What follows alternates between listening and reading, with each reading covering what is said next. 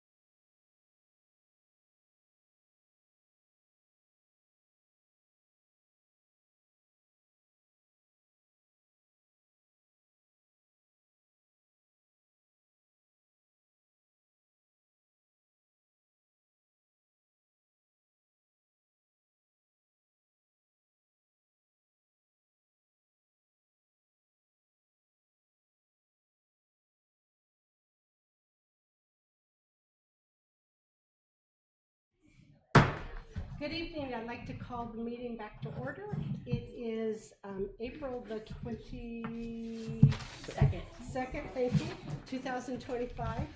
And we are reconvening from closed session. It is 6:04 p.m. and I'd like to call the meeting to order. Could everybody, flag salute, Ms. Ortiz. So we have two students that are going to do the flag salute. We have Tyson and Harper. And so if they would step right here. Okay, Tyson, ready? You're gonna look at your audience there. Okay, ready? Please rise for the Pledge of Allegiance. Put your hand over your heart. Ready? Begin. I pledge allegiance to the flag of the United States of America and to the republic for which it stands, one nation, under God, indivisible, with liberty and justice for all. Thank you, Harper and Tyson. You can head back to your seats. Thank you very much. That was nice. Okay, at this time we have our community and staff recognition. Mr. Ward, do you want to introduce? Ms. Ortiz will come back up for service to school. Good evening. I'm so excited that we're here to celebrate Sierra Vista School. My name is Tammy Ortiz. I'm the principal.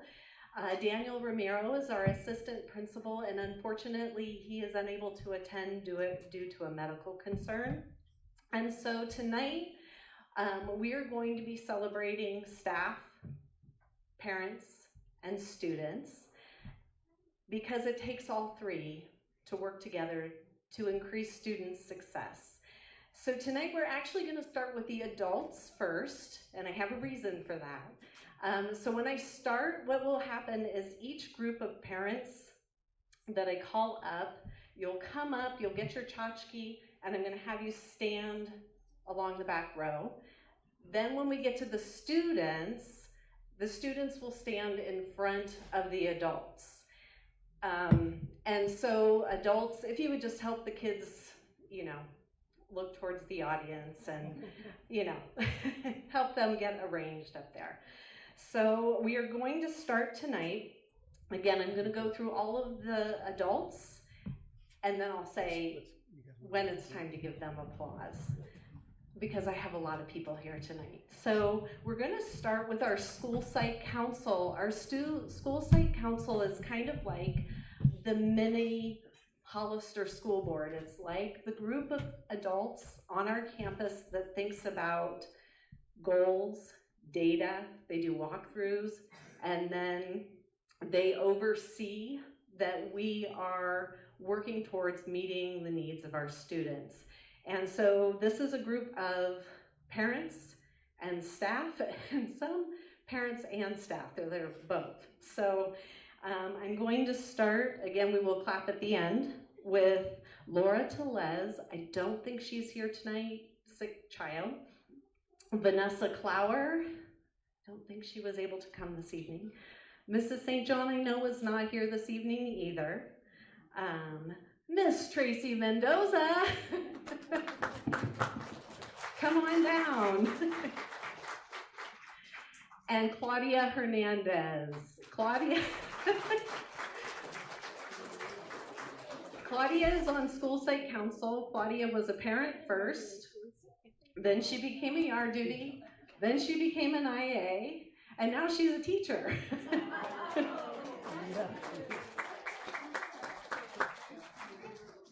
So the ladies I just mentioned, they're thinking about academics, social emotional support for students, and parent support for students, but they really oversee funding coming into the school. Next, we have ELAC, and this poor parent has pneumonia. Her name is Catalina Medina, and she is also the PTO president now, Branch of San Justo. So she's very active in our district, but she has pneumonia, so she will not be here tonight.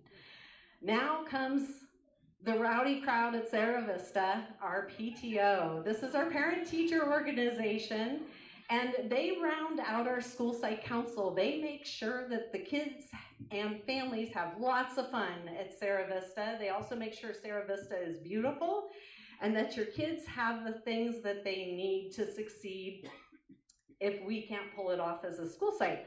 So this is in no particular order, but Rebecca Cofield is our treasurer. She could not come this evening. Casey Johnson is our vice president. And Katie Caleri is here. Katie Caleri is our president of the PTO.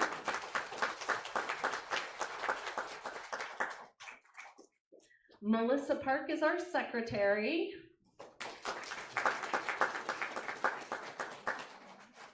Allie Hagan is a member at large. Allie's probably sore. She decided we needed rock edging, and she's removing rock on campus. Leah Bravo. Teresa Urano, again, parent, and now she's a staff member. And Kim Beckley, who, grandma extraordinaire. So I wanted the adults to come up. They're all going to get a little keychain because they work on they're the key to the students' success. And it takes a massive team. This is just the tip of the iceberg of adults on our campus. They're the backbone. They make sure that everybody's doing what they need to do to help our students succeed. So as our backbone over there, they're going to help our kiddos that are going to come up. And we're going to start with math because we really have to be focusing on math. I only focused on 5th grade. These are our 5th graders who scored at the level 4 on the STAR assessment. And Miss Tracy's coming up to help. So let's start with David Akanura.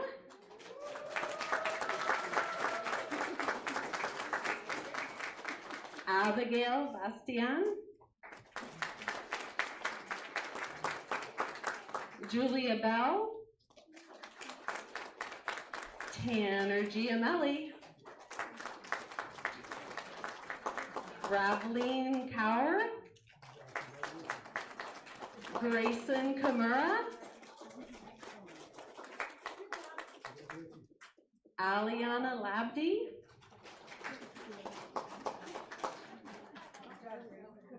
Tyson Manana. Avery Pellin. Jacob Sandoval. John Villarreal. These students, again, scored a 4 on their last STAR math test, which is a feat. And these are our 5th graders.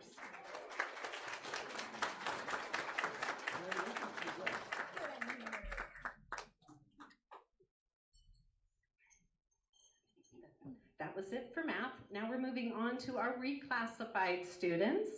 These students came into school as kindergartners, and they had not 1 but 2 languages. They were speaking a different language at home, and they are all-around scholars. These kiddos always test through the roof because as soon as they're reclassified, that means they're truly bilingual academically. It's an amazing, amazing feat. So we're going to start with Isaac De La Rosa Fernandez.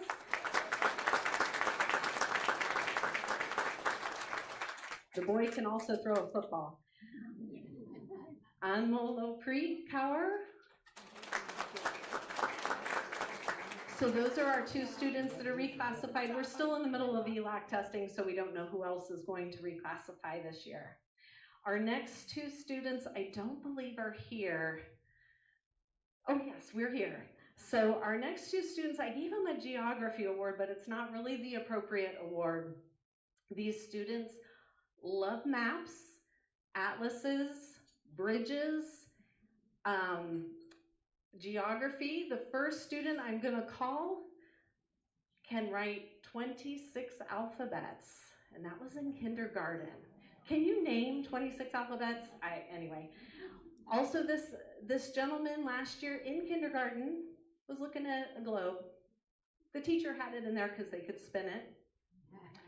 He was looking at it, and he went and got a marker, and he wrote through something on the globe. And then we saw him write. The globe was old. It said USSR. He lined through it, and he put Russia on the globe, and in kindergarten spelled it well, correctly.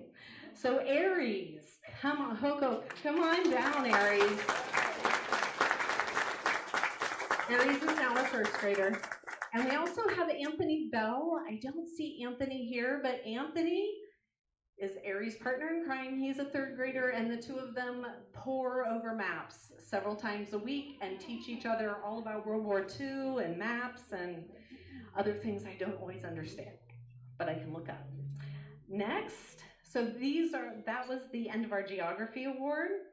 Next we have Lily Contreras, our San Benito County first place science winner.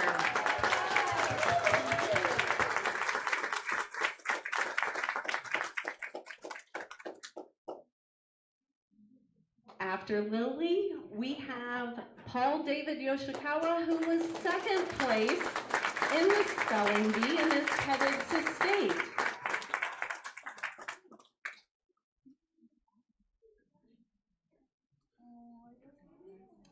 Next, we have our millionaires. These students have read over 1 million words on Accelerated Reader. We have Harper Butler and Tyson. Come on over, Tyson.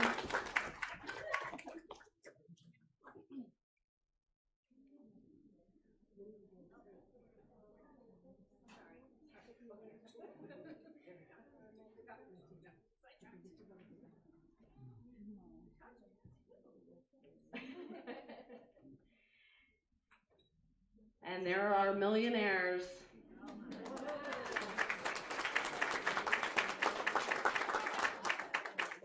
Our last award recipients are 100% attendance. These kids have the immune system of, I don't know. Anyway, unbelievable. So Francisco Alcala.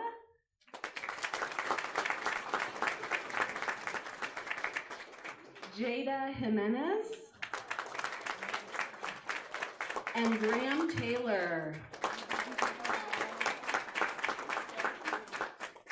This is huge, 100% attendance. One of the biggest things that you need to be successful in life is to show up. And these three show up.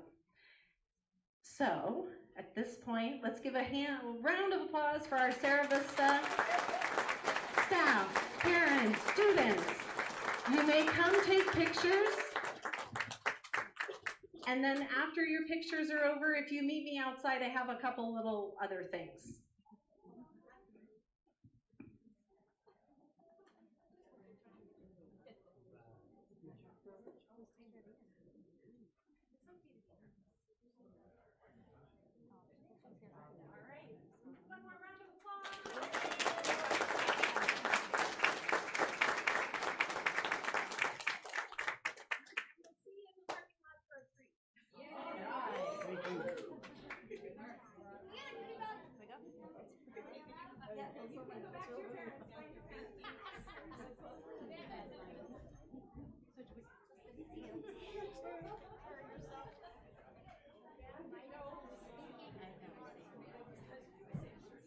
Same mindset as me.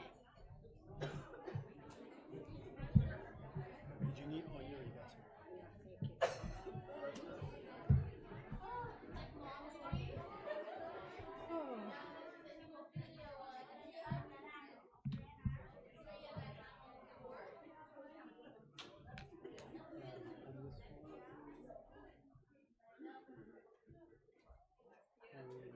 You're gonna do that? Colleen's gonna do that. Who's doing the nest? Emma's here. Emma's here? Oh, there she is, right.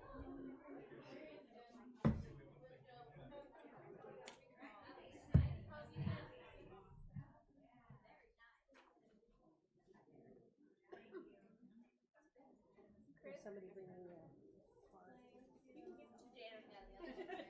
Thank you.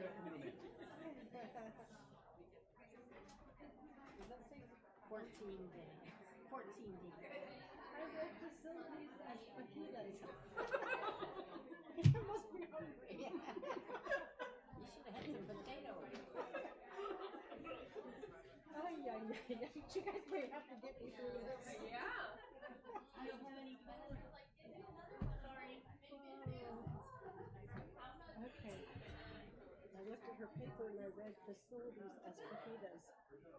It's a little different. Yeah. Crazy. Okay, are we ready? Yes, ma'am. Alrighty, at this time, we're going to invite Dr. Myers to honor us with some information about SHIELDS. Yes, thank you. Good evening.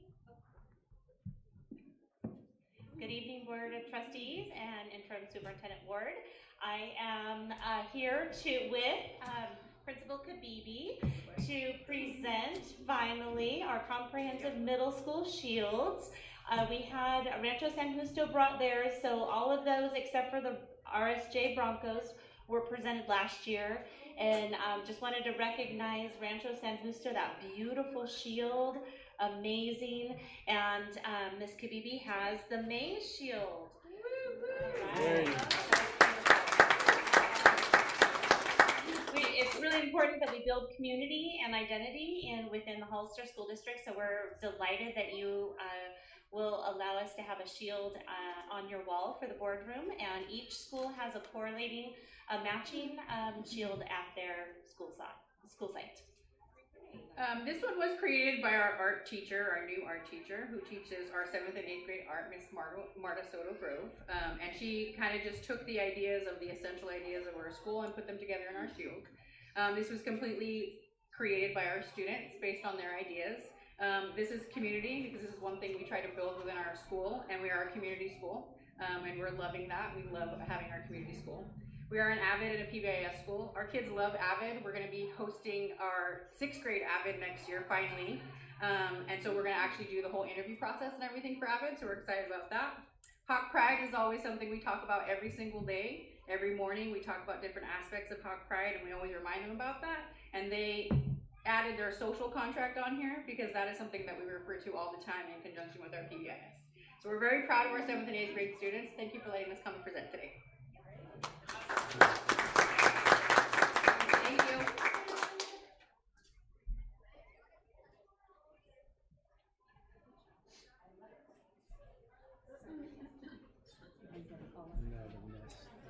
Okay, and now we have our presentation by Emma Beltry on the NEST program. Good evening. So I'm here today to recognize not only NEST, but induction as well. So I'd like to present some awards here. So I'll go ahead and start with induction, but before I do, I want to talk about these amazing teachers, these veteran teachers who support all of our new teachers and all of our short-term staff, long-term subs, new to our district teachers. So we have about 40 veteran teachers that are supporting them. And I talk about the marigold effect, and I talked about it last year, but I can't think of a better analogy for our teachers. And I'm gonna pull this off. So the marigold effect is a companion planting. So if you're a gardener, you're familiar with this. And so what it is that if you want vegetables that are going to thrive, that are going to be healthy, you want to plant marigolds right next to them because they're nurturing, they protect from pests, they do all these wonderful things so that the vegetables can grow big and strong.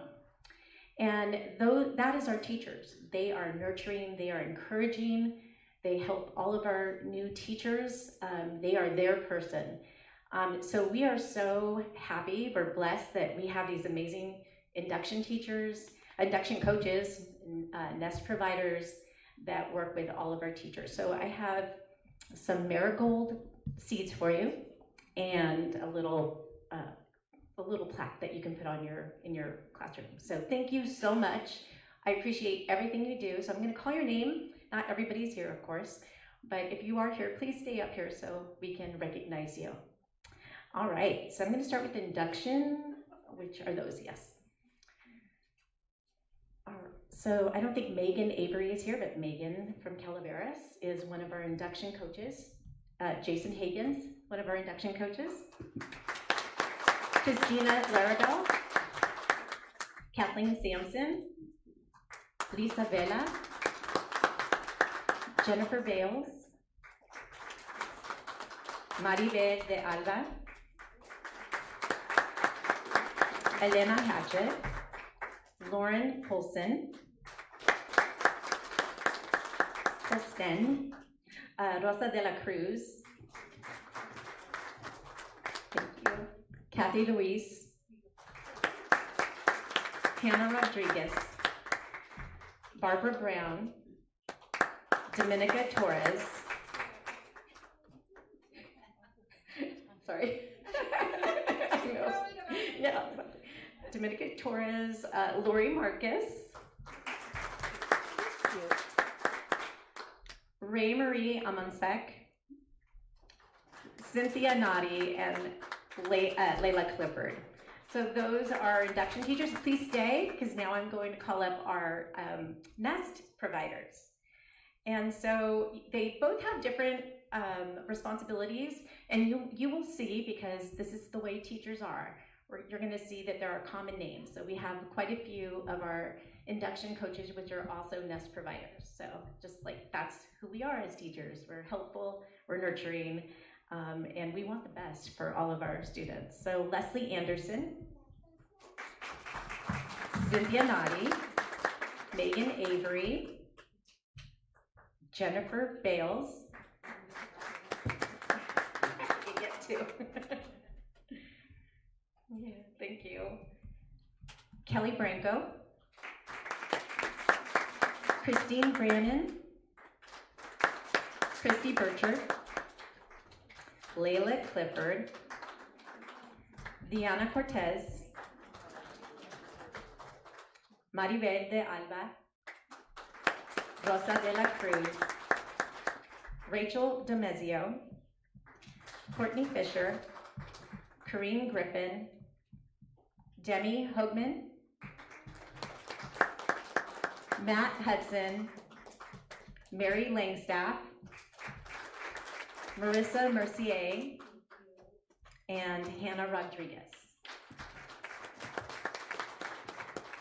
Thank you so much for all your work with this year. In my presentation later, we'll talk about all the work that you do. So thank you so much.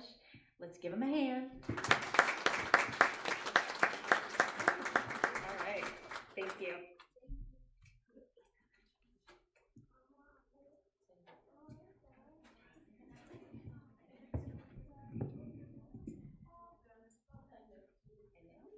Thank you. Okay, let's move on now to agenda item number 8. We have no announcements from closed session, and I'll move on to number 9. Do I have a motion to approve the agenda? I'll make a motion to approve the agenda. I'll second it. And roll call, Trustee Toasty? Aye. Trustee Martinez? Aye. Trustee Grist? Aye. And I'm an aye as well. Motion passes. Let's move on to agenda item number 10, and Trustee Grist will lead us in public comments. Stephanie? I'm not gonna try the last name, huh, Jan? Well, let's see.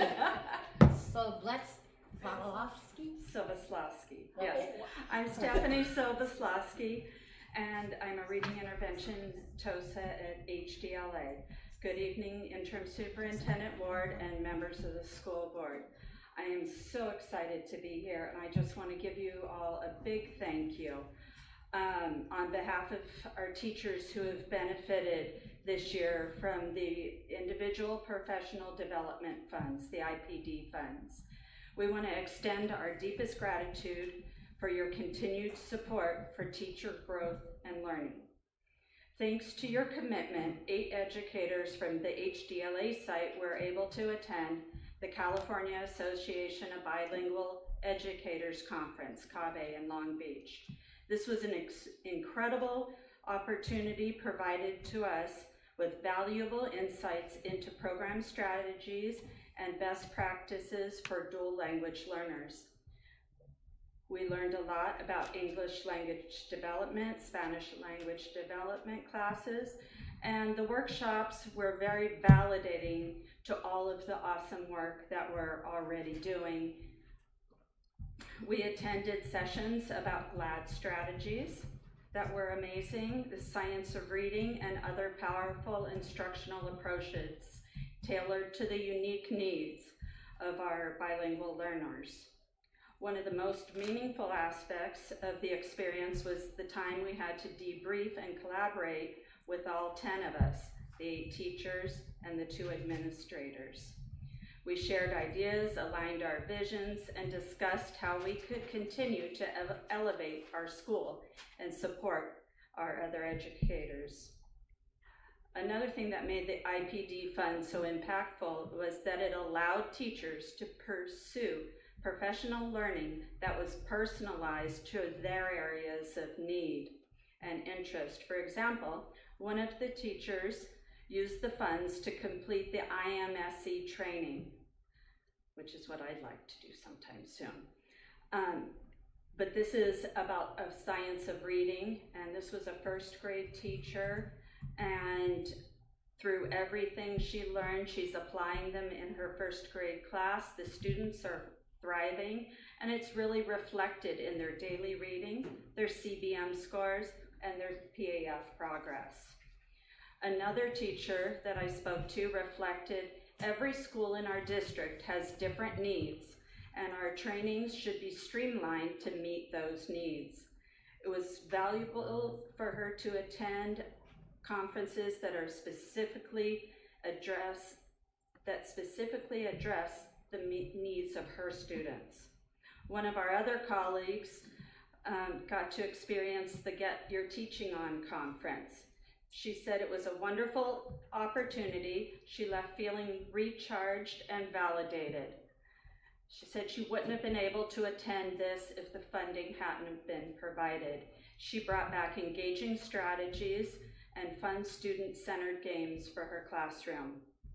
Even beyond this school year, we have teachers who are continuing to take advantage of these funds. Some of them are already signed up for the ATDLE conference, which is the Association of Two-Way Dual Language Education. And I know from being at the CABE conference that this next conference is going to be really specific. So we just want to thank you again for the school board and the district for making these fundings available, and we really hope that we can discuss continuing them in the future.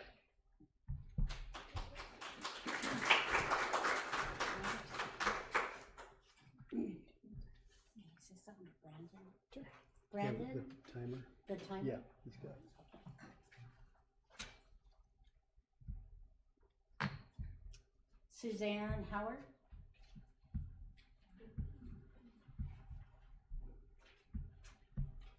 Good evening.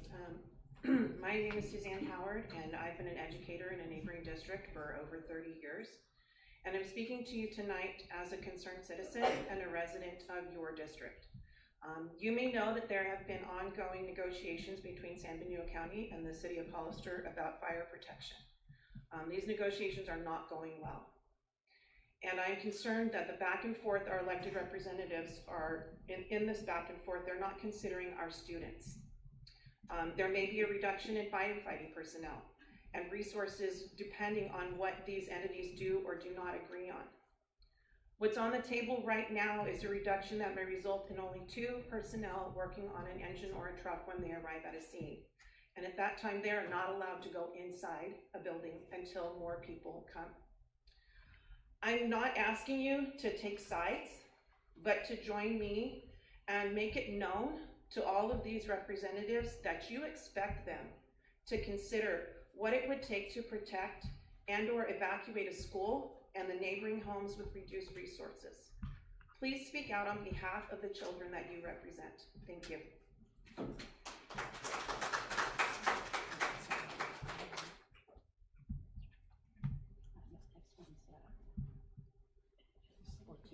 That's all for public comments. We don't have anything on the phone. So That's it. Okay, that concludes our public comment section. We'll move on to agenda item 11, reports. First up is our CBO, Beth Wilson, for the 23-24 financial statements report. Thank you very much, board members. On the screen, we have our senior auditor for this past year, Mr. Bill Williams from Eide Bailly, and he will present the audited financial statements to you. Thank you, Beth. Good evening, board members. Can you see my screen, the PowerPoint presentation, and hear me just fine? Outstanding. I see nodding heads. Well, as you probably know, school districts in California are required to have an independent audit every year for the district, and that includes state compliance testing that is outlined for us by the state controller's office. We also have federal compliance, which is called uniform guidance testing, which the Department of Office Management and Budget puts out those guidelines depending on which major program, which alternate each year. Sometimes it's Title I, sometimes it's National Lunch. It's been ESSER for a long time since COVID hit, has been tested as a major program. And then besides all of the compliance testing that's done, we also have to do the financial statement audit. On behalf of the school districts, we draft the financial statements, we draft the footnotes, update the long-term debt, update the fixed asset disclosures, and go through all of the district's records to make sure that that information that we're presenting is materially correct. So in your audit report, I'm flipping over to my slide here. We have visit the school sites. Obviously, we do ASBs and student body attendance testing. Are you not seeing it? Oh, let me share again. Might have lost it. Got it now? Oh, there you go. A little bit of a lag. Okay, we're only 2.5 hours away or so, so we'll give the internet a little bit of a break here. So, like I said, we audit the district usually twice a year, sometimes 3 times if we split out the site testing and site visits, and we come to the district office before the close, and then we come back to the district office after the unaudited actuals are prepared and all the supplementary information is prepared as well to audit the financial side of things. So as I got to flip back over here, you have 4 opinions in your audit report. The very first opinion letter is stating that your financial statements as presented in the audit report are materially correct. You've also got another report in the first one in the back of your report, which is over internal controls. That opinion letter denoted that there were a few significant deficiencies and material weaknesses because we had some audit adjustments that had to be posted this year from the unaudited actuals to the audited financial statements to be able to say that they were materially correct, so that we had that clean opinion up front in your audit report. There was an opinion on federal compliance, which is a great thing. There were no federal compliance findings. We check eligibility when we need to. We test the liability and direct cost charges to these programs. Again, that guidance comes from the federal government, tells us what we have to test depending on what major program we're testing. Then we have probably 16 state compliance areas that we have to test each year. And in this area, we had 2 state compliance findings. One was for a second period attendance report calculation. Couple ADA was off there. And then, of course, the larger one was an instructional minutes finding at a few of the sites regarding a minimum day that did not meet the required minimum day length in order for that day to count as an instructional day to the district. And following up with that finding, because it comes up every once in a while, but we always want to double check with CDE. And then when the finding came up, we reached out to CDE to make sure that we weren't over penalizing the client, the district, because we need to put the question cost in there. It's a calculation we have to do. The Department of Education gives a calculation summary. So in clarifying the calculations, CDE requires that all the affected grades levels affected, even if it was one site, is impacted for all all sites for that grade level. So which made the finding much larger. And our question is, law is law, but our question was, why is it such a large impact when it may just be one site, one oversight at one site? And they said that, the law is written to pretty much try to ensure compliance across the board. And that's why when there is a penalty, it is pretty significant. So what What triggered that was a calculation error on the Excel, I think, workbook, is my understanding. That's been fixed already. 24-25 has been checked. It's in compliance this year. We haven't tested it yet, but I'm assured it was. The error was spotted and in 23-24 and was corrected in 24-25. So everybody was aware of what that issue was. The next slide is just kind of going through the audit report itself. It has gotten extremely long when the STRS and PERS disclosures came in, your other post-employment benefit disclosures came in. Your audit report probably went from 80 to 120 pages. So for a new board member, or pretty much any board member, the very front of the report, there's a management discussion and analysis. It's about 8 to 9 pages long. It is the only section of the audit report that is on the district's letterhead, so it is very easy to spot. And it is basically meant to be a cliff notes of what your financial statements show. Anytime you see net position, it is talking about your entity-wide financial statements, which includes fixed assets and all of your long-term obligations. You as a board are really used to seeing fund balance, right? You have your funds, cafeteria fund, capital facilities fund. So anytime you see fund balance, we're talking about fund accounting. Anytime you see net position as a term, we are talking about entity-wide, where all of those funds are collapsed. All of the cash is collapsed, the payables are collapsed, and then to that we add the capital assets that are being depreciated like a business, and we back out the long-term debt.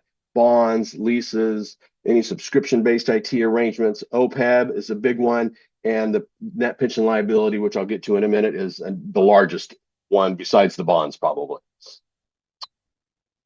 Gone through these, mentioned this already, just gives you what PDF page numbers these start on. Again, net position, your district as a whole, all funds combined, was about $34.8 million. The unrestricted is a deficit, $42 million. That deficit is triggered by the net pension liability, and I'll explain that in a minute. Your GO bond debt was about $59 million. That's a good type of debt to have. It shows community support. Your taxpayers pay for that. If you don't have that community support to be able to issue bonds, you have to go out for other funding means, such as certificates of participation.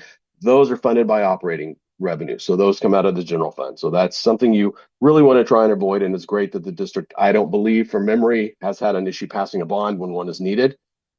The net pension obligation, again, it's $60 million. So you can see that that net pension obligation is $60 million. Your unrestricted net position was a deficit 42. That obligation triggered it. So the STRS and PERS pension obligation is Hollister School District's fair share of the STRS and PERS unfunded pension obligation at a statewide level. So they take your contributions compared to everybody's statewide into STRS, and you get like 0.003% of that liability. They do the same thing for PERS. They took your PERS contributions compared to every other participant in PERS, cities, counties, colleges, school districts, and they give you your proportionate share of that liability. So those two very minute percentages come out to $60 million, and that's what triggers your deficit unrestricted net position. There's nothing you can do about it. It's probably going to get worse this year, I'm anticipating, because the measurement's done at June 30th. It may actually delay a year from what the markets are doing now, but the rate increases for STRS and PERS is what the districts have to budget for. That's how it's controlled.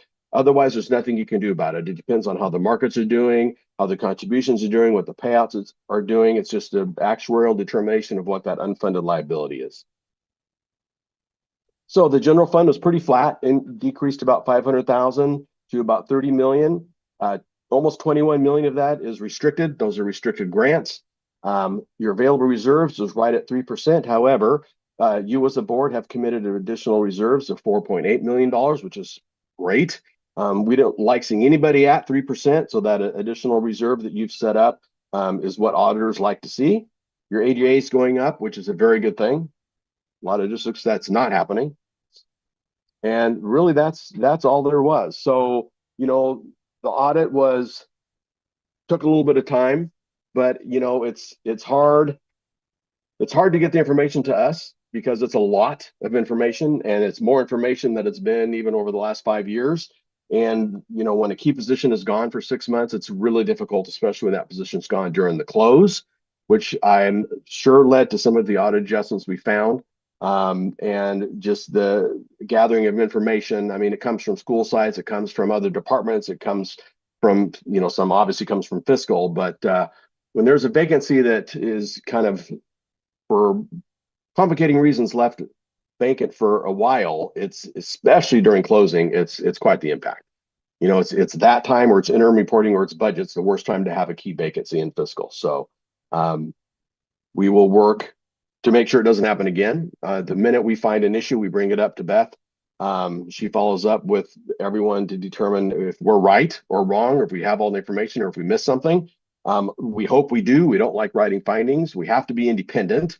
We're auditors, but we do try to help the districts as much as we can stay out of compliance. You know, we do a lot of training out in the field for student bodies, junior highs especially, because they're usually quite larger. You know, we don't just like slap people on the hand and just, you should have done this, you should have done this. Our auditors are trained to train in the field. You know, the whys are very important.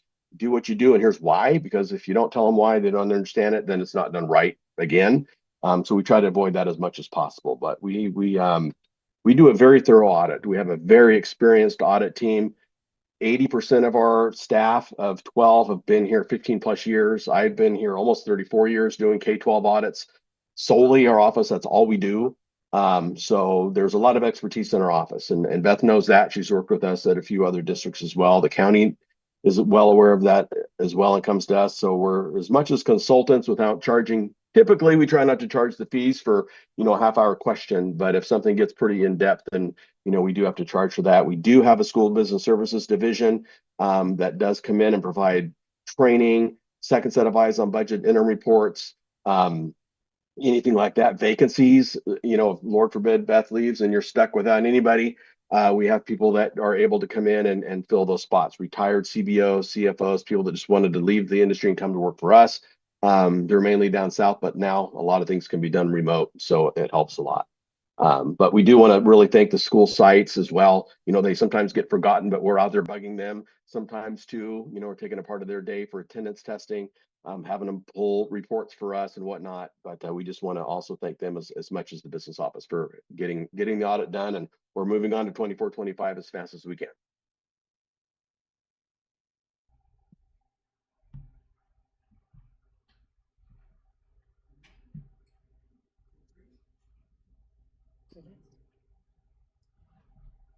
That's it. Okay. Dramatic pause. I forgot to say that. I'm sorry. No earthquakes. Every time I'm down there, I think I'm a jinx. Every time I'm in San Benito or Hollister, there's an earthquake down there. So hopefully there hasn't been one in a while. I'm staying away. I'm staying away from you guys. Thank you so much, guys. I appreciate it. This time to agenda item 11B, which is a report on teacher support, AVID, and PBIS by Emma Veltri.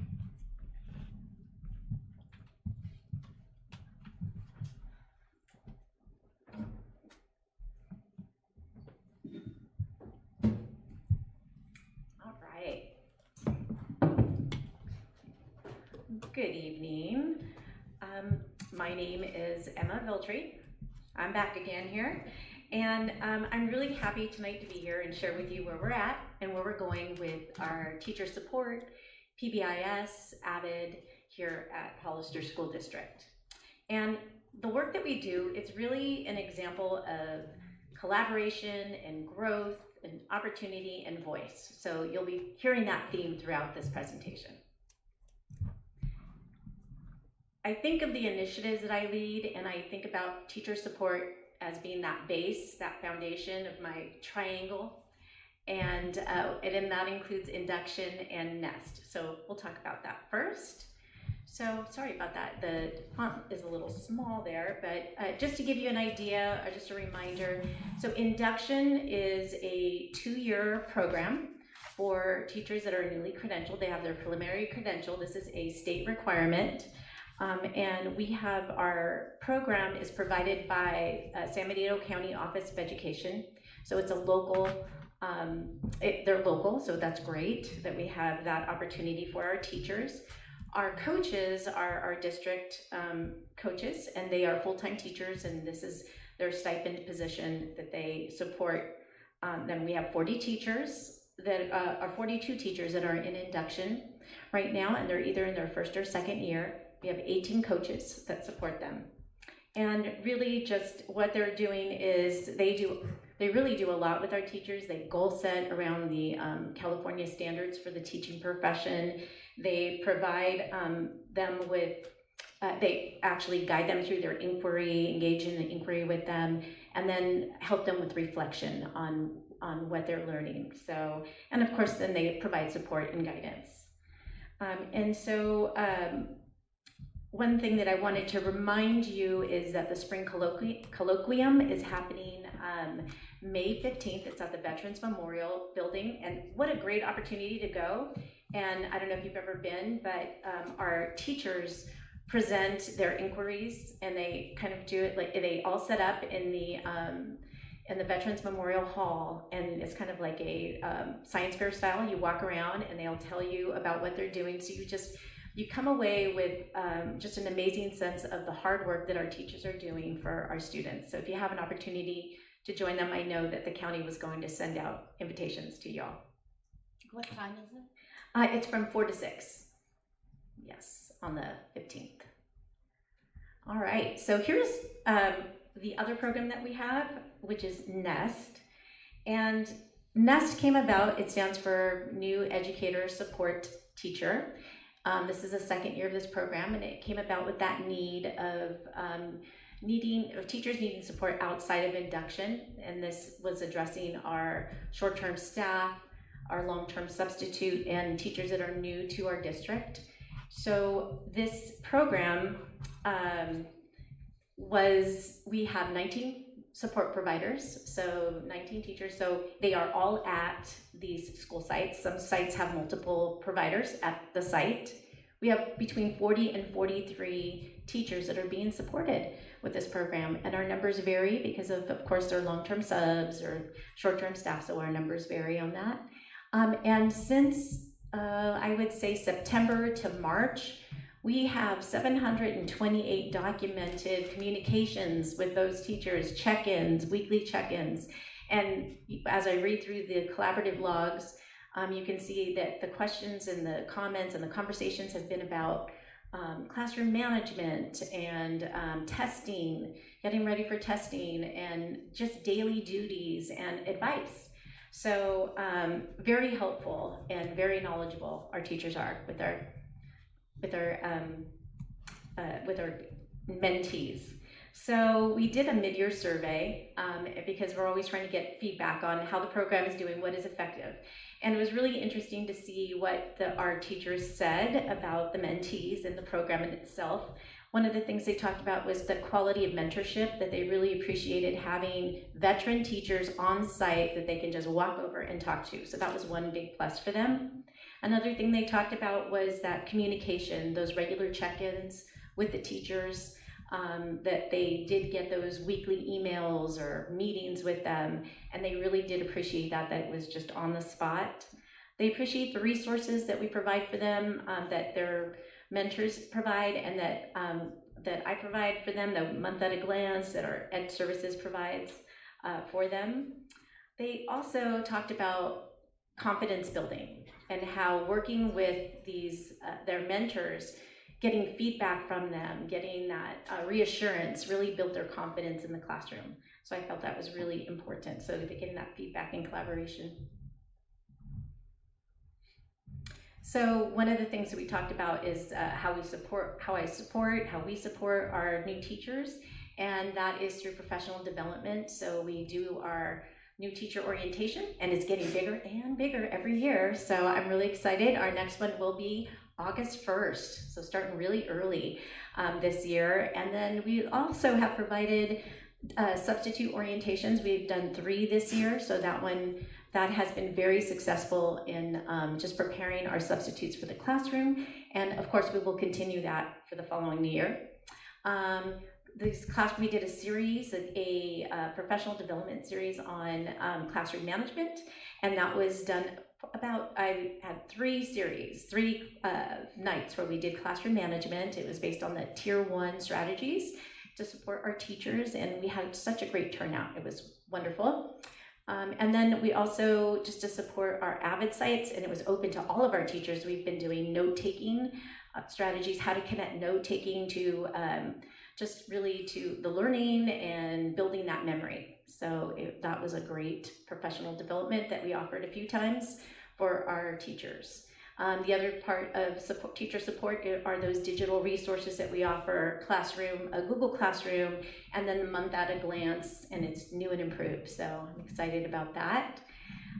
Some future program initiatives. So here we are. So this has been like a common voice that we've been hearing with when we talk to teachers, when we're doing the surveys, and that is that peer observation. They really want to see other teachers working, other sites. So it's really thinking about, okay, how can we pilot a structured peer observation program? And so really thinking outside the box, what can we do? Some sites are already doing an amazing job at this, so really just tapping into what is being done at other sites and creating a system that we can utilize so that everyone has the opportunity to visit if they'd like. Another exciting program, this is a collaboration with HR, because I really am leaning on them for this, is the Boost support program.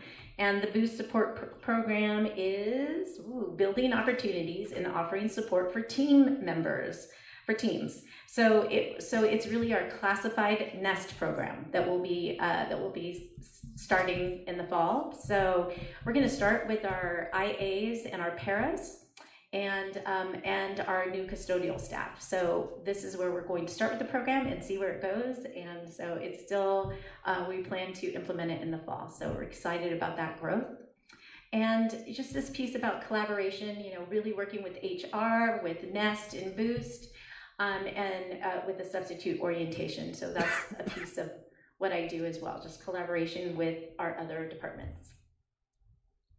So moving on to the sides of my triangle here, supported that foundation of teacher support, and then I have that PBIS and AVID, this is really exciting to me as far as what our sites are implementing and what they're doing.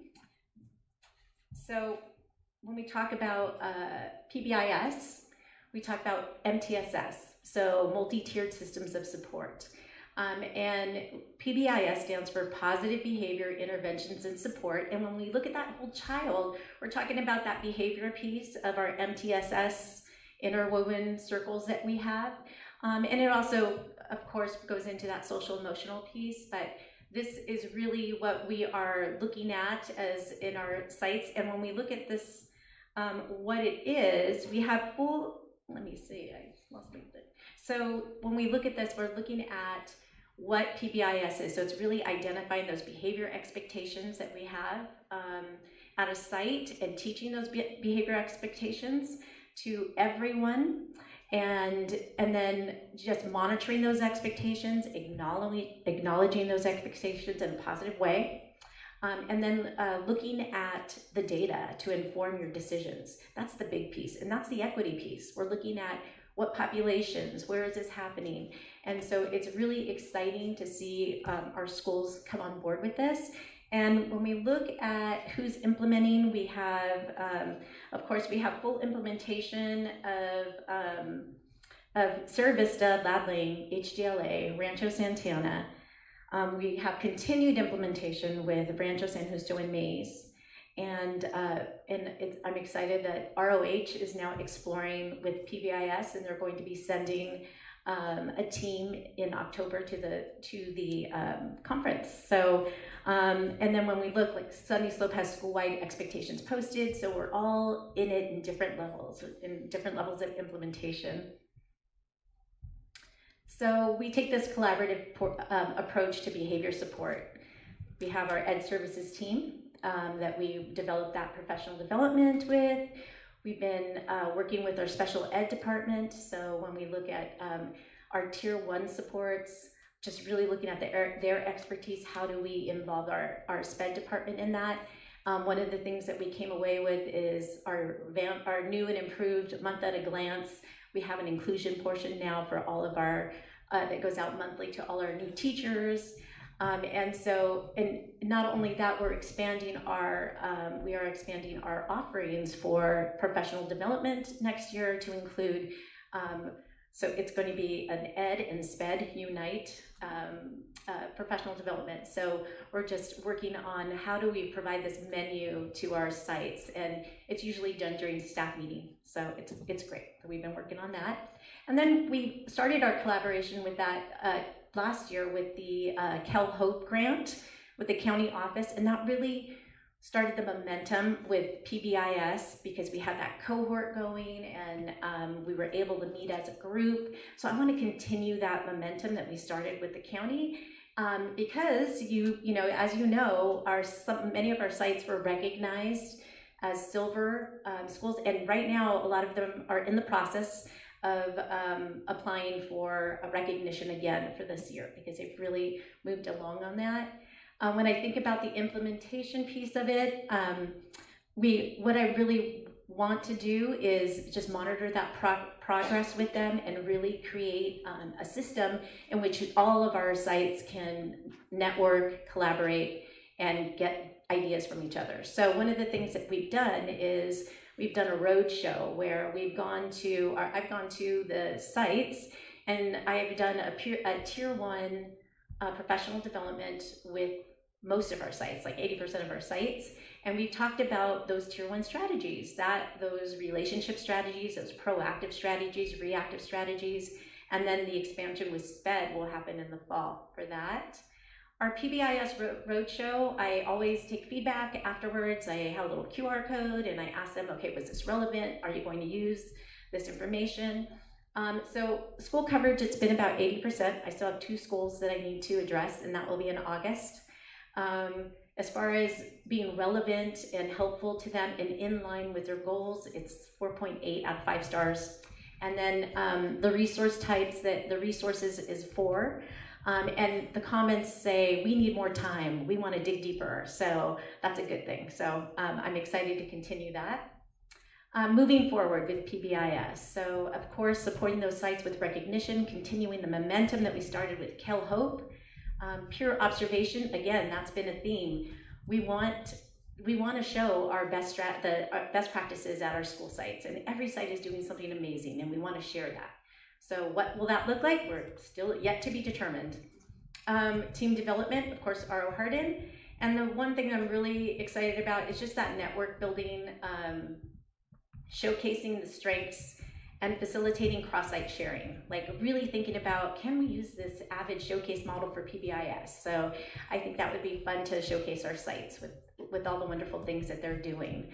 And so again, those are the things that we've done with PBIS. Moving on to AVID, which stands for Advancement Through Individual Determination. It's a college and career readiness framework.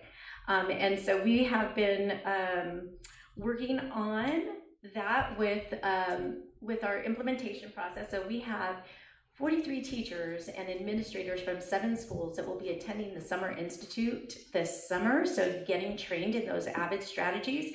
And a lot of those teachers are using those IPDs, so to attend there.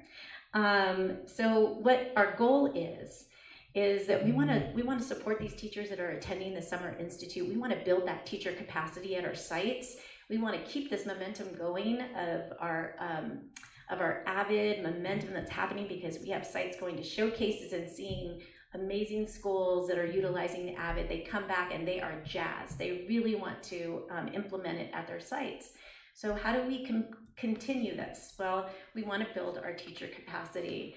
So that's with that roadshow, just really, that's a different, I do 2 roadshows. So one's on AVID, one's on PBIS. The AVID one is about instructional vision and how it aligns to the college and career readiness framework. And then also professional learning.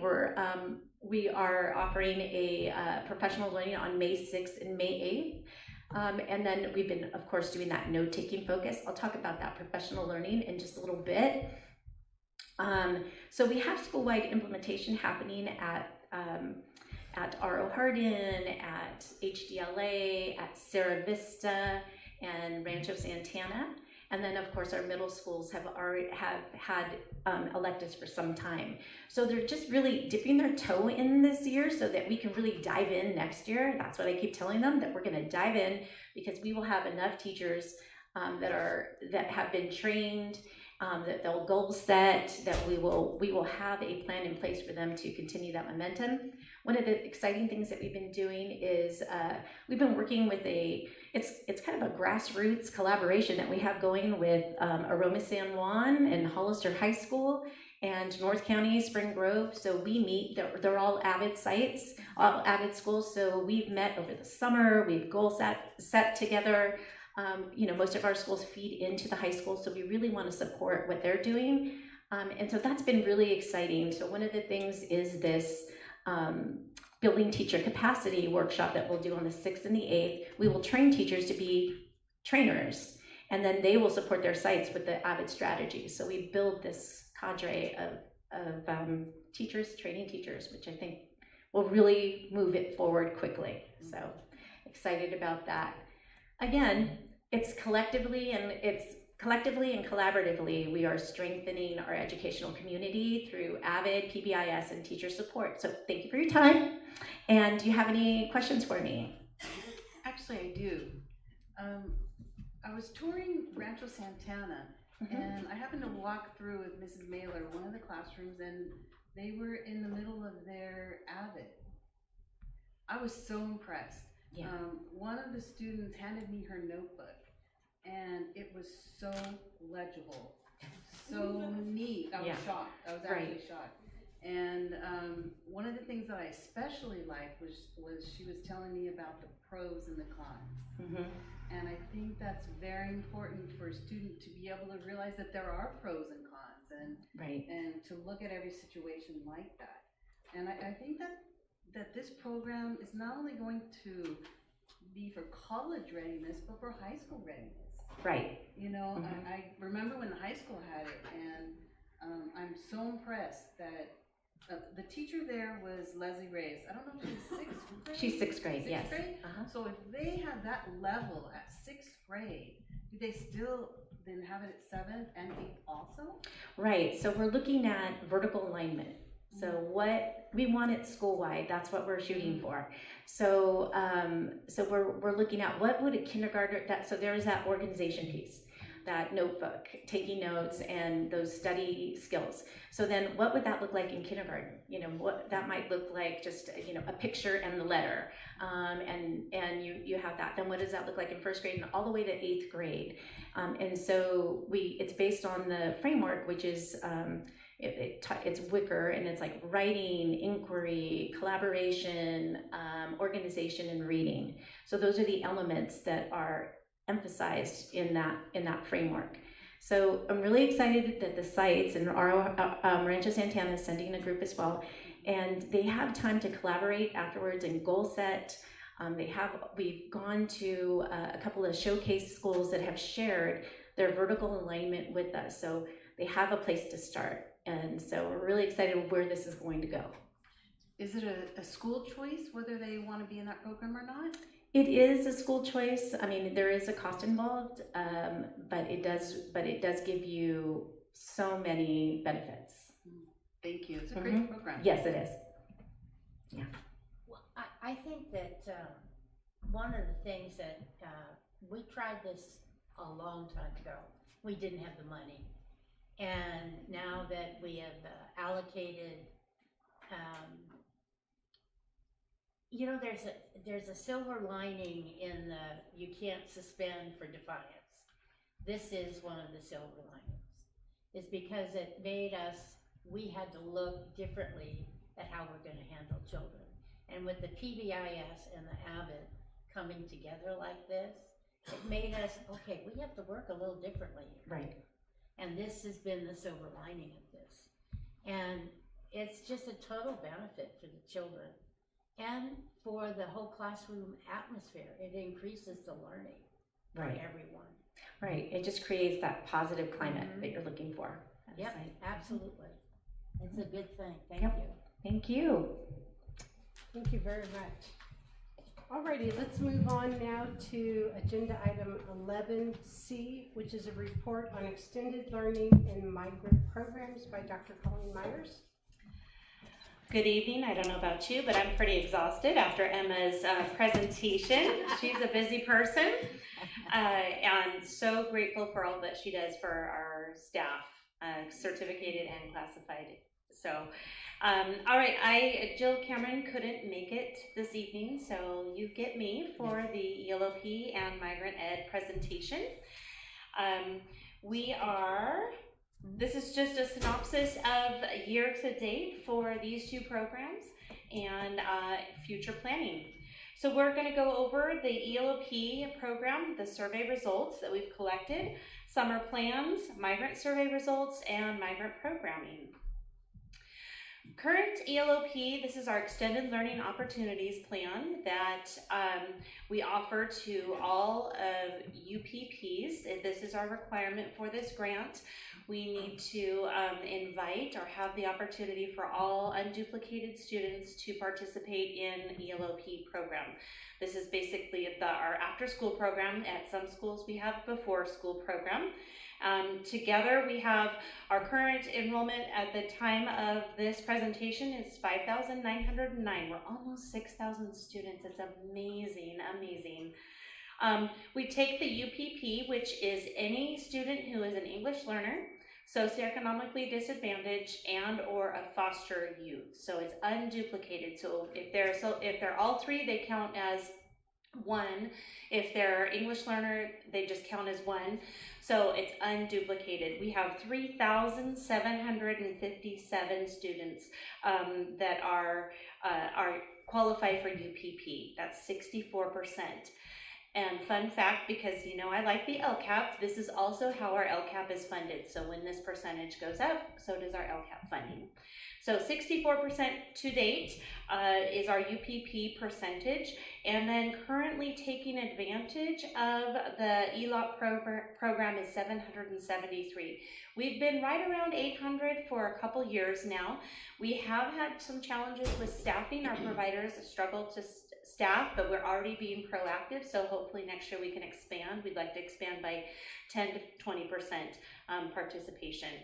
So that's really exciting to hear. So we have 773 participating. That's 21% of the UPP that participate. So collecting feedback is really important to us. So after school, this is our participation by school site. You can see that AAA and Calaveras have a high number, and Sunny Slope then HDLA. So this is for the responses, sorry. We had over 300 responses, which is really great because we have, that's almost half of the 773. People want to participate in this. So their satisfaction was that, yes, would you recommend this program provider to your family and friends? 97 would refer. So that's really great. That gives us good feedback about our providers. They are Youth Alliance and YMCA. They are assigned at different sites, and so that's really good feedback. Our collaboration with them has been positive. And some specific quotes that are included, the very friendly staff program has helped my kids grow academically and socially. We appreciate the program. My kids enjoy the program. Some constructive feedback, more coverage during the holiday breaks. Last year we did have, we provided care during like President's Week and that sort of thing. It wasn't the highest attended, so we banked on a summer program instead. That was just a change. More time for homework, so that's always something that is good feedback, and more openings for enrollment. We're constricted by staffing, so as much as we can, we want to staff to the need there. Okay, so we're right on the heels. Anybody want to guess how many student days we have left? 31. Oh my God, like put the brakes on. Okay, we have a lot to do in 31 days. So summer is right around the corner, and we are looking at, we sent this interest survey out. I'm interested in pre-registering my student. We had over 94% of the people that are currently participating interested in that. So now we're working with our liaisons and our community providers, our service providers, to get them registered so that we can have a summer program full for summer school. So we're going to do the same that we did last year. It's an academic morning and then ELOP in the afternoon. And wait until you see. You want creativity and diversity, the things that we have planned, you're going to see on the consent agenda today. Forsha is going to be back. We're doing Yogativity which for students, and I'm so excited. Finally, I said it 3 years ago, we're going to have equestrian activities. So kids are going to be able to do some farm and horse activities. So very excited about that. Summer school looking right now is going to run from 8:30 to 12:30. We are having it at Ladd Lane Elementary. It's going to be TK through 7th, just like we always do. And we have teachers, 20 teachers that are interested. So we wanted to honor teachers who wanted to work. And so we're going to, we hired those staff members. We have 7 support staff and 1 principal, which is, who is Luis Espinosa. For the ELOP program, that's right after the academic portion, is 12:30 to 5:30. We have YMCA and Youth Alliance are going to split the groups, and they'll run concurrent on the campuses so that we can honor, because we have MOUs with them to provide care, and so we wanted to make sure that we keep in touch with them and they have the opportunity to serve our students. The supplemental programs that I spoke to, so Forsha is going to be bringing sewing. So cute. They bring the little sewing machines and everything, like 20 of them. Art, filmmaking, Yogativity is Yoga Eco Ambassadors, San Benito Robotics again. We had a partnership with them. Horseplay and Adventures in Healing, which is horse riding lessons. So very exciting. So we're just working on hiring staff, registering students, getting all of those permission slips turned in, planning the curriculum, site preparations, and our contracts. So busy, busy. Moving on to the Migrant Ed program. So we have had an enrollment right around 600 for 22, 23, 23, 24. We're up a little, and that is attributed to increased signage. You see here, we have some tabling paraphernalia that we put out. We also have a dedicated Migrant Resource Center that's been revamped, and we're going to have an open house here very soon, hopefully. And so we're really excited about that opportunity to have a place where migrant parents can come for workshops, students can come for workshops. We can have lots of activities, and they're accessible to our staff, which Miss Leonora Rojas, our migrant secretary, and then Maria Duarte, who's our recruiter. So they are housed over there. It's really great. We've been working on that program, and I don't think it's quite done yet because it's really great though. Okay, the annual program survey was over 80 responses. So we have, of the 655 currently enrolled, again, that was just for the time that this presentation was made. Currently enrolled, we had 80 responses. HDLA had 28, so they seem to dominate there, that voice.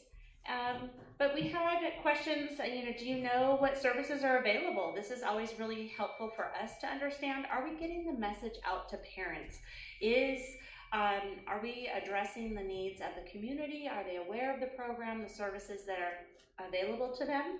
And it was 50-50, so that's really good feedback. We need to work on that. We need to work on getting the message out and how are we reaching these people so that they know they can take advantage of these services. And then we went into the annual program survey. What in academic needs, what areas do you feel your children need most help in? The 3 academic needs are reading, writing, and math, of course. And so that's also very helpful for us when we're planning the budget that was submitted. We're waiting for approval on that. Included in the budget were the hiring of 23 after-school teachers next year. So hopefully we can find those teachers and then serve these students across our district. In support needs, what areas does your children need support? The top 2 needs were school supplies and swim lessons. So those are going to be really great already. We've got a long list of swim lessons signed up. A great partnership with the YMCA has now taken over running the high school pool. And so actually our kids have already started. They're already in there, and I go out there and swim on Saturdays, and I'm like, oh, here they are. They're taking advantage of our swim lessons. So it's really great. So excited to know what the families need and check in with them on their needs there. What types of services would you like your children to be part of? And so they could check all the responses there. The top two were before and after school programs, which we do, and summer programs. So we have those lined up, and a really diverse program for this summer. Like I said, there's not only, it's a lot of choices. They have a lot of choices to participate in. So they can go to the academic summer school in the morning. In the afternoon, they can either stay with the ELOP and do those activities that I had mentioned, or just for migrant, we have coding that's going on. That is building ELA literacy and math. We also have a health component, so that's going to be through the YMCA doing physical fitness and challenges, very exciting. And then we are going to manage them going to and from swimming. So we have, doing quick math here, almost 300 students that are going to be participating in these migrant-only activities. So yeah, it's very exciting. So they have some choice of whatever's they're interested in. It's all about engagement. We want to make sure that the students stay connected. I can only imagine as a migrant student what it's like to have to move or to have part of your family leave part of the year, and this is all about building connections and engaging them, making sure that they have their basic needs taken care of and they have that companionship and whatnot. I'm just thinking back what it used to be and what it is now. It's night and day. Yeah. Think about it. It's just night and day. Yeah, They used to make in the computer lab, create their own like candy bar wrapper. And look what they're doing now. Yeah. It's night and day. Yep, they're coding. Those are skills, job skills that It's night and day. Yeah, it's really exciting, and it's offering things that are not traditional in some sense, but also very diverse when you have the opportunity for, I'm a sewer, but when a kid doesn't know that what is this, but they're making the costumes for the presentation that they're going to present, that's exciting to know, like, this is something maybe I want to do. So just really exciting to have. It's a life skill. Swimming is a life skill. Absolutely. Sewing is a life skill.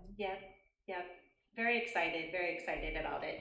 So we'll look forward to the feedback there that we collect, and the rating of the program so far this year overall is 77%, 5 stars.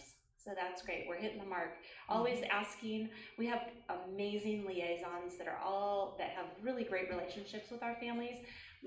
Our recruiter also has great relationships with the families. So I feel like there's that connectedness, that friendliness and openness. Yeah. And so as we communicate, we talked about this. It's so difficult to figure out how we're reaching all these families and what platforms, and we've had a lot of conversation about it. If you haven't been to the Migrant Resource Center, it's beautiful. The windows have these gorgeous stickers on them. It's a great representation of what we do and the program itself. So we've taken that and put it into signage and some advertisements. So we send out information during Parent Square. We have a website. If you haven't been on the website, it's pretty amazing. She has online registrations there that Maria, Ms. Duarte, then monitors and follows up on. So there's access at the fingertips, and then updating the recruitment methods as we have students that come and go, families that come and go, how are we tracking for them and making sure they're getting what they need. And then of course the resource center that I had mentioned and quality services. We could put the address on the flyers. The address for the Migrant Center? Yeah, it's not on the flyers. Oh, it's not? No. Okay. Yeah, she has, you're right. And then in the middle one, and I can't read the other one. I see phone numbers. Yeah. I see QR codes, but I don't see a phone number or Right. address. Yes, that's great. Yeah, no, we want to make sure. And just to let the cat out of the bag, we're going to have the Arts Council do a beautiful mural on the backside of the 4 portables. And, I mean, you've seen the murals. You know, they're amazing. Oh, yeah. So, and it's going to be student-centered. It's going to be all about migrant. What does it mean to the students and the families? I'm getting goosebumps. So, really excited for that to happen. Yeah. And that is our ELOP and Migrant Ed program. Thank you. Any questions? Awesome. No, I mean, I've always been very impressed with, I think, what San Benito County has done with our migrant program. We're part of Region 1, and this county generates the most funding for migrant students in our region. And so it is a vital program. I don't know that we could reach the families' needs and the students' needs without these programs. You know, and you know, with things as they are right now and with federal funding up in the air, it would be extremely difficult to let go of something so valuable and just so a part of what we do.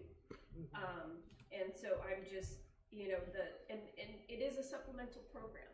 So it is, you know, the frosting on the cake, as I like to say it, you know, or maybe the sprinkles, I don't know. But you know, those sprinkles, man, they're just dynamite, you know, and the staff that does this program does it with so much passion and love, and that they live and breathe what they do for our students, our families, to give them whatever it is that they need when they need it.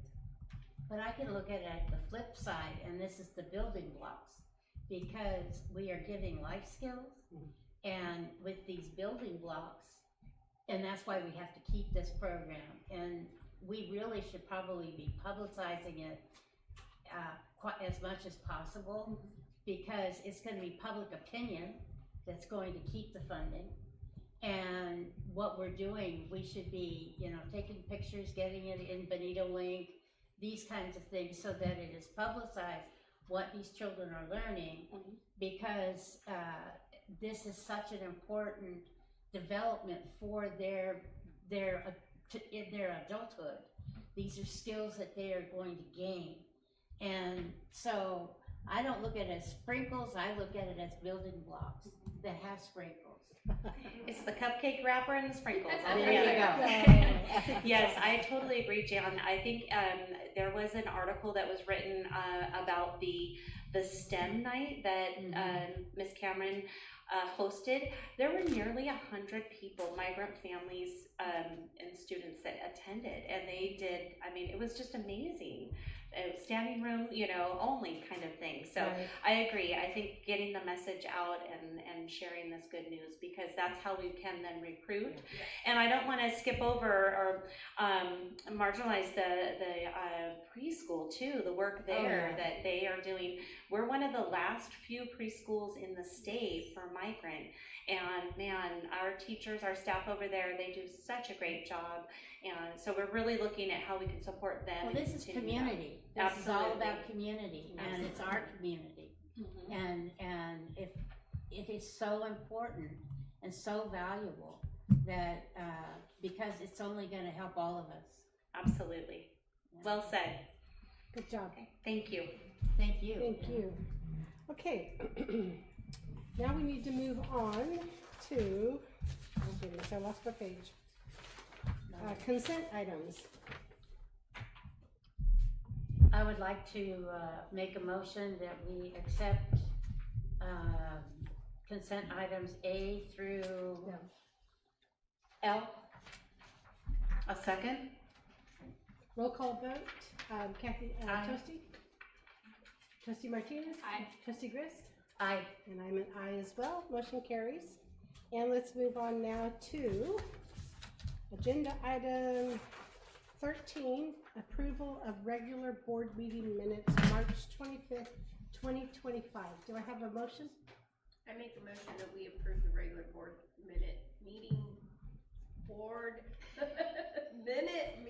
I wrote it off for you. meeting minutes for March 25th. Holy cow. I'll second. Come on.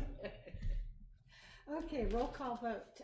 Trustee Toasty? Aye. Trustee Martinez? Aye. Trustee Grist? Aye. And motion carries. I'm an aye as well. Moving on now to agenda item 14, discussion and action items. Our first is a discussion and approval of board policy and administrative regulation updates. Ms. Wilson? Thank you. This is kind of a light list. I bury you in some pretty big lists, but this one's a little bit light, and it's a mix of several different things.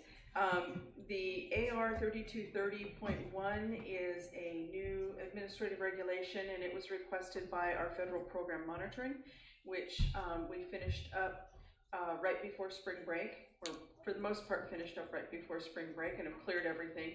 They wanted a particular administrative regulation on the spending of state funds. Mostly all we've got is state funds, but okay. So that one is not from CSBA. The other ones are from CSBA. And I made a point of pulling one in about 3 groups early, which is the response to immigration and enforcement, and speaking to the superintendent, as that was, you know, such a new or a hot topic right now, a current topic. We decided to go ahead and put that one in so that we are following right on through with the recent actions that the district and the county and other districts have done. So that one is also an update from CSBA. I'll answer any questions you have. I think the only thing that I had, because it had been written in there on board policy 5145.13, response to immigration enforcement. We had language before where it said teachers, school administrators, and other school staff shall receive training. And so now the wording says may provide training. You know, me personally, I would like to put the wording to revert back to shall provide training to staff, because it is a critical component of what is happening in the world right now. And may provide training is really not, I mean, we had it before where it was shall. I don't know why we would put may instead of shall. Well, again, all of these are recommended by CSBA, and I absolutely understand the why would we go from shall to may and may to shall.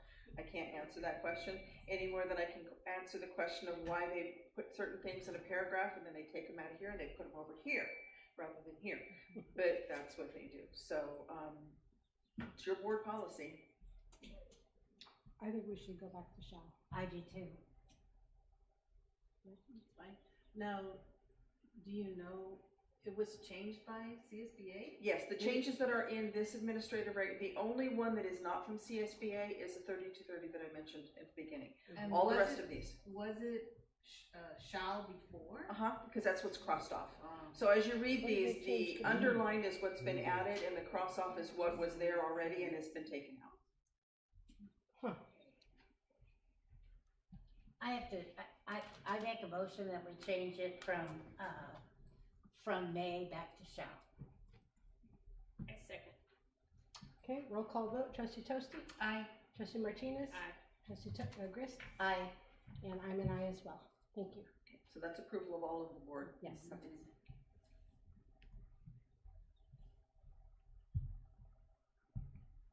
Okay, is that all the regulations? That is. Okay, thank you.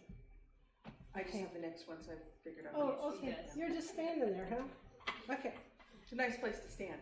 Kind of Just tired looking sitting. beautiful and intelligent and talented. Okay. Item 14B, consideration and action on review and approval of the monthly financial report. That makes Thank you. sense. So this is for the month end March 31, 2025. And we have looked at these before.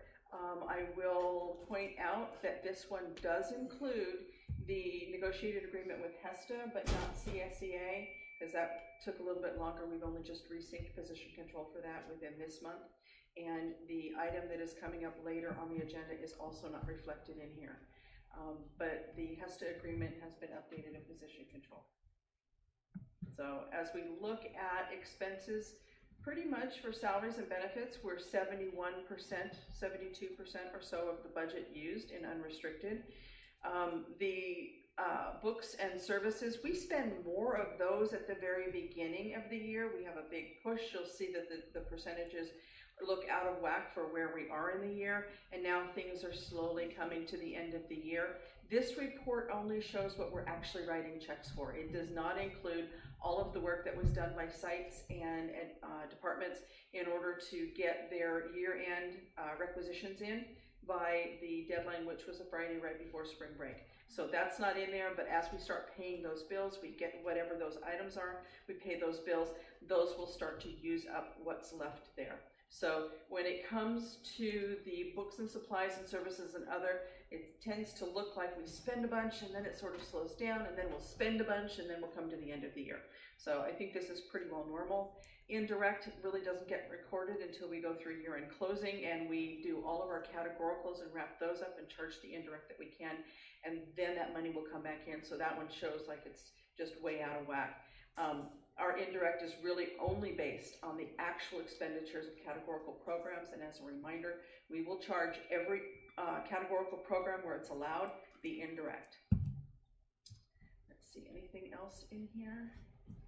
I don't think so. Were there any questions on the unrestricted general fund? Okay.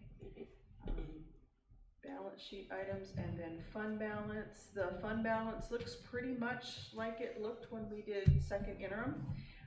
As we went through and resynced position control, we made a concerted effort to identify where we were going to be for the end of the year and start freeing up budgets that didn't look like they were going to be spent. Remembering that a budget is spending authority and maybe not everything that's in there is spent, and we have done a lot of work to make sure that we are spending those categorical program funds that are one-time in nature and that are going to expire within the next couple of years. Where appropriate, we will put something that maybe at the beginning of the year we thought was going to be unrestricted, but let's not lose any of those categorical funds, and so we're pacing ourselves so that we come to the end of their lives, and we've also used all of those monies. So we will maximize that wherever we can. Any questions on this one? Okay. Moving on to the restricted side. Now these are categorical funds. They come to us for specific uses from both federal and state sources. There are some other local revenues in there, and those are things like local grants will be in there. Got a couple of grants as an example that come from the County Office of Education. That's in other local, but it's still a categorical. And these are running right about, their salaries and benefits are about the same. 70, on an average, 70% spent through the year. I'm not seeing anything that I would say was out of the ordinary. Again, indirect hasn't been charged those categorical programs. It's off by about the same amount as on the other side, and it'll all work itself out within the next couple of months. We have made all of the transfers to that are budgeted for contributions to our restricted programs or transfers that go out. As an example, in the LCAP, we have a transfer to a technology reserve so that we make sure that we have funded the rotation of our devices, our electronic devices that were started with one-time ESSER money, but that money was never going to be there in the 3 to 5 years when those devices needed to be replaced. So those transfers are made early in the year, and that allows the IT department to get going on, to get going on purchases for next year so that they're ready for the next cohort that's going to be ready to go. Also, any other transfers out, we have a $600,000 transfer that goes out of routine restricted maintenance into deferred maintenance. We had started refunding our deferred maintenance program about 3 years ago to make sure that we can keep up on the normal deferred maintenance so that things don't get so far behind that we need to do full replacements. Deferred maintenance is one of those programs that as we shifted from the full categorical programs of yesteryear into LCFF went away, and so districts kind of did what they could but hadn't really funded it in this district because we had facility needs analysis done and we could see what we needed to have done. We decided to start funding that so that the maintenance department can go out there and do those things and have the funds that they need. So those transfers have also been made to go out there as well. Any questions on the categorical side? All right.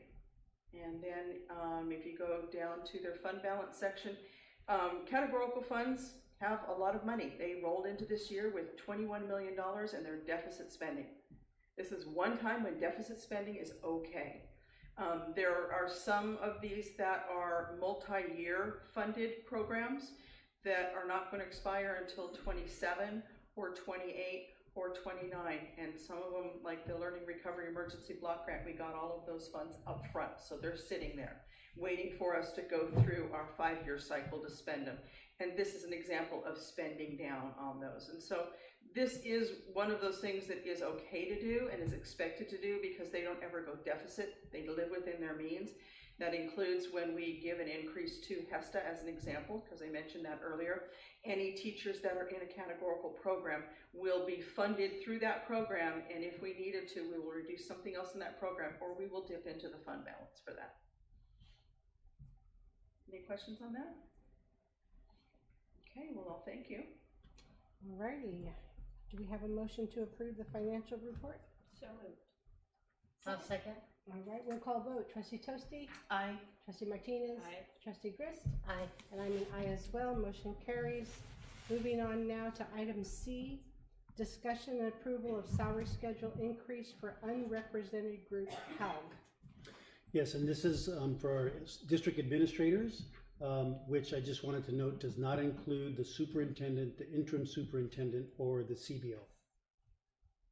And so that's under consideration from the board to give the 1.5% to our unrepresented group. Do I have a motion to approve? I'll make a motion to approve the salary schedule increase for the unrepresented group, HALG. I'll make a second.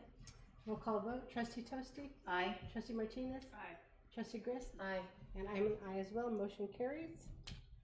And moving on to item D, discussion and approval of Hollister. I have 2 comments. Oh, on 2 this. comments. I'm so sorry. So I have 2 comments for the HPS facilities use agreement renewal. And did you want to speak first?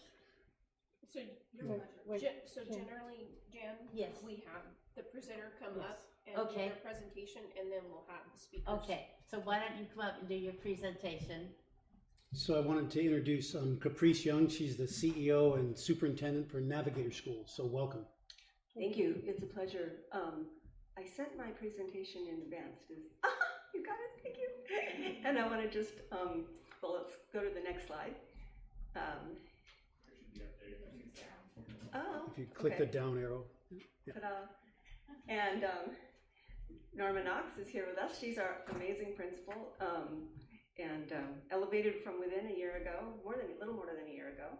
And we're honored to have her as our principal. I also want to introduce Kirsten Carr here, who handles all of our external affairs and communications, as well as our ELOP programs and community schools programs. Our school hasn't changed much in terms of what it's looked like from year to year. We tend to mirror the school district for the most part in terms of our demographics, so not a lot different from the school district as a whole, although you will probably note that we tend to be slightly more affluent than R.O. Hardin, the campus on which we are co-located. Oh, I know that's tiny, apologize, but what it's telling you in that teeny tiny type is that we have a lot of students that apply into our lottery, And one of the things that we worked on doing, particularly in the last 2 years, is to do better outreach to make sure that we're getting to the communities who are the most underserved, to be able to make sure that they know about us. Because otherwise what happens with the lottery is only the entitled parents who know what a charter school is and have heard of us gets in. And so even though we have more families that apply than we can serve, we still invest in the outreach so that we make sure that we're treating everyone fairly. Our scores have been good, never as good as we'd like them to be, but we're well ahead of the state average and continue to work hard to maintain that. You know, the truth is that when I look at these charts, I don't see that, you know, golly, isn't that great that we're at 68% and the state average is 47%. I'm thinking about the 32% of the kids who are not yet at grade level. And I can tell you our staff works super hard every day to make sure that that 68% goes up. We've also worked really hard, especially in the last year, to drop our chronic absenteeism rates. And we've been successful. Real kudos to Norma and the team for reinforcing with the kids how important it is to come to school. But it's more than that, it's also actually working with the families to make sure that we're resolving the issues that keep them from coming to school. So it's not just shame on you, come to school. It's, do you need transportation? Can we help you by connecting you with social services? Things like that. Same thing you're doing. Most of you know our program at this point, but we are heavily phonics based. And the thing that I'm most proud of about our schools is that we have a whole culture of coaching. Even I have a coach. We have a complete openness to feedback. We appreciate feedback and really invest in it. We also use data on a daily basis so that we are doing our groupings, for example, in our school based on what the students need, which standards they need support on, and we have data that supports all of that. And of course, we have a full inclusion program for special education, and here is an area where we have changed significantly over the last few years. In this school, we've gone from 10% special ed to now 17% special ed. And we're proud to serve the kids. It's expensive, as you know, but it's also really rewarding when we see kids every day in our classrooms who are thriving, even in the context of having neurodiversity or physical diversity. And we had a kid win the Recology garbage recycling contest, and so her picture is going to be on the trucks.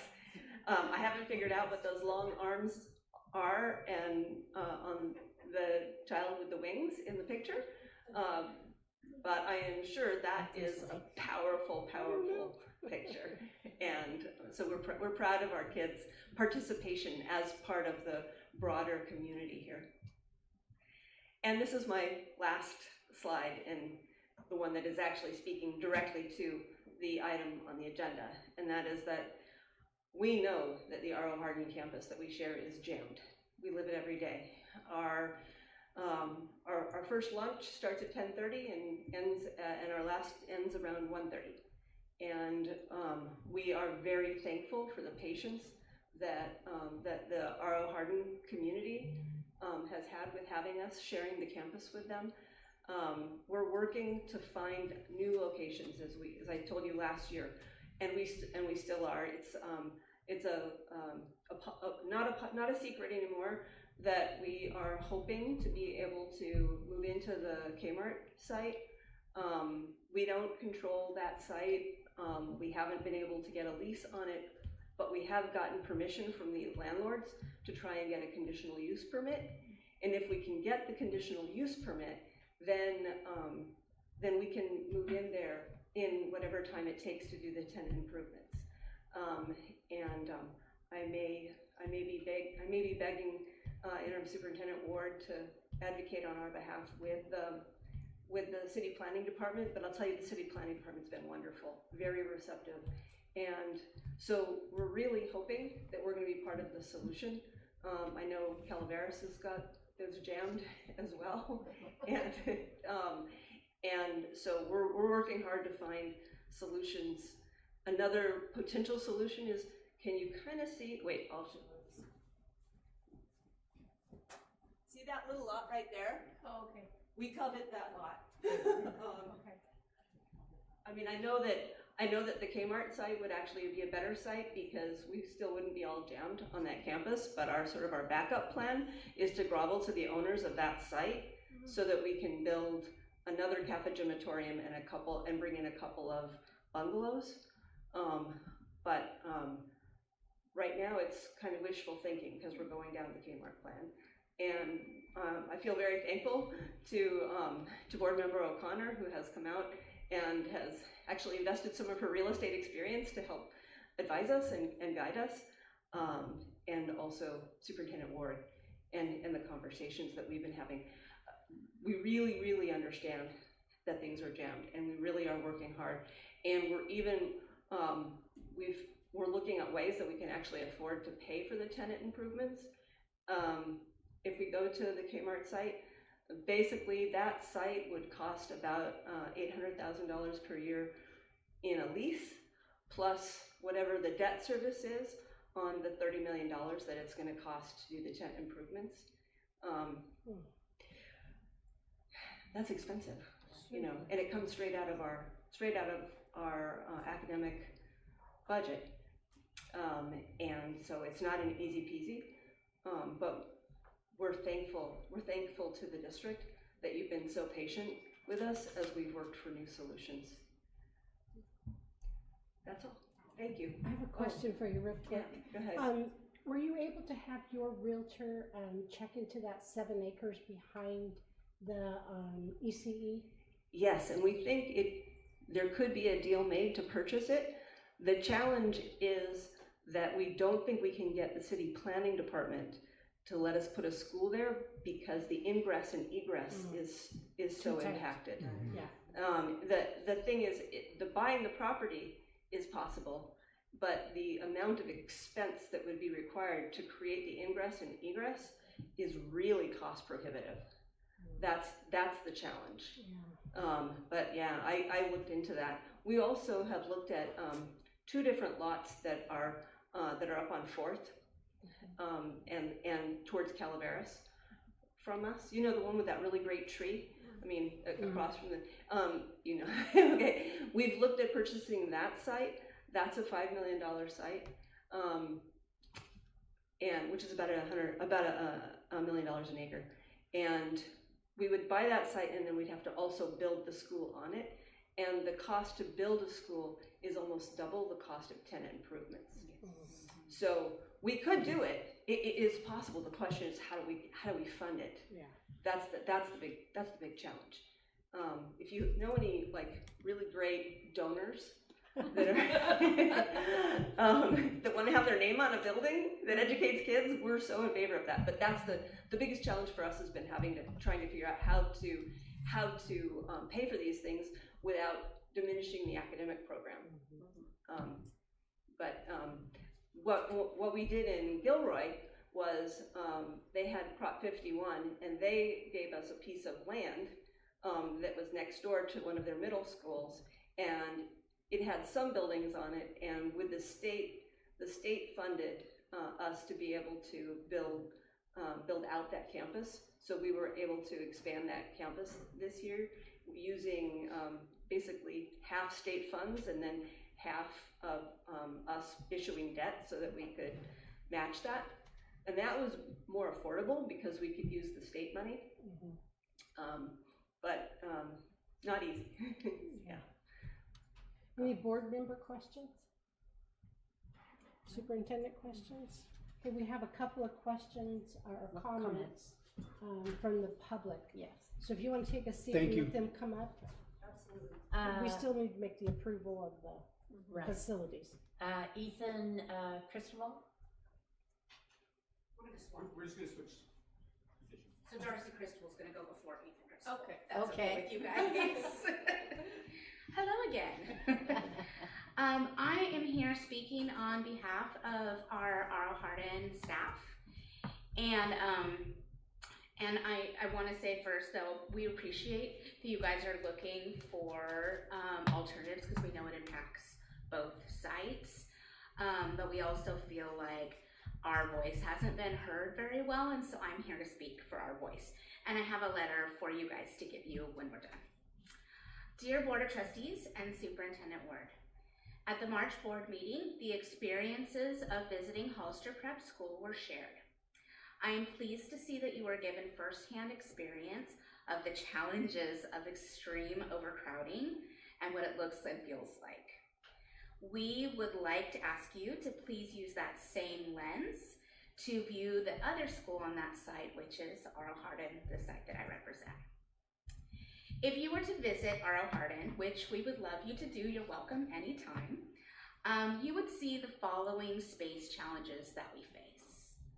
There is not a single spare classroom space, even though we will probably need one next year to accommodate some rather large classes that are moving up in the grade levels. We have one classroom that houses our multiple intervention groups all at the same time, the music and band class, and our after-school program, which is CASA. Our art teacher, Ms. Sandra, who we adore, both the staff and students love her.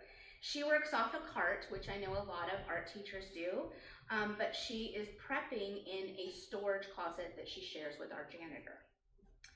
Our teacher workroom is also in another storage closet that shares the same space as all of the electrical panels, and also stores these science materials, and is very much less than inspiring. It's a dark, hot classroom or room. A staff lounge that houses 3 small tables, which is not enough space for all of our staff to sit at who are on lunch break at the same time, which is also segregates our staff, forcing many of us to eat in our classrooms alone. A counseling space that is held in a room the size of a closet that cannot house more than 1 student at a time, forcing all therapy groups to be held in any free space on campus, which is usually the library, and that's not a private space. Many classrooms, like my own, houses 3 or more intervention groups at the same time, making for a very loud and distracting space to learn those ultra important reading foundational skills. Extra chairs and desks and furniture are stored in our already overcrowded classrooms, which I want to also remind you that our classrooms have no closets or cabinets because they were not provided during the remodel. So they're already stuffed full of like garage sale furniture that we try to make look the best we can. Our playground and eating area, like you were discussing, is shared by over 1,000 students through, I think it's 5 recesses and 5 lunches, but it might be more, without using the field space because there's not enough supervision to cover the large amounts of students and that are on the playgrounds and fields at the same time. There is constant movement in the hallways from both schools. The bathrooms are shared by kindergarten through 8th grade students, which we've really tried to monitor really well, but inevitably there are inappropriate instances that happen.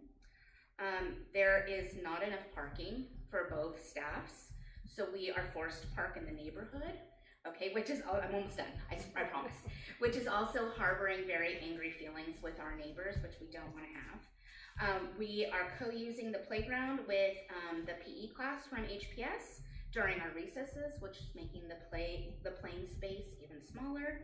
We share the multi-purpose room, which ends up being unused or often is split up, it feels inequitably. Recesses are being held during and next to our valued intervention time, causing a lot of distractions. So as you consider the challenges of an overcrowded school, we hope that you will be moved to take action. So whether your action is to help find a good space or advocate for them, or to not approve the facilities use agreement, that is clearly up to you, but we wanted to offer you our opinions as well.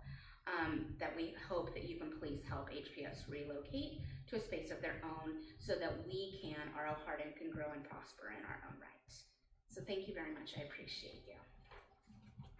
Do we have Ethan? Yes, Ethan?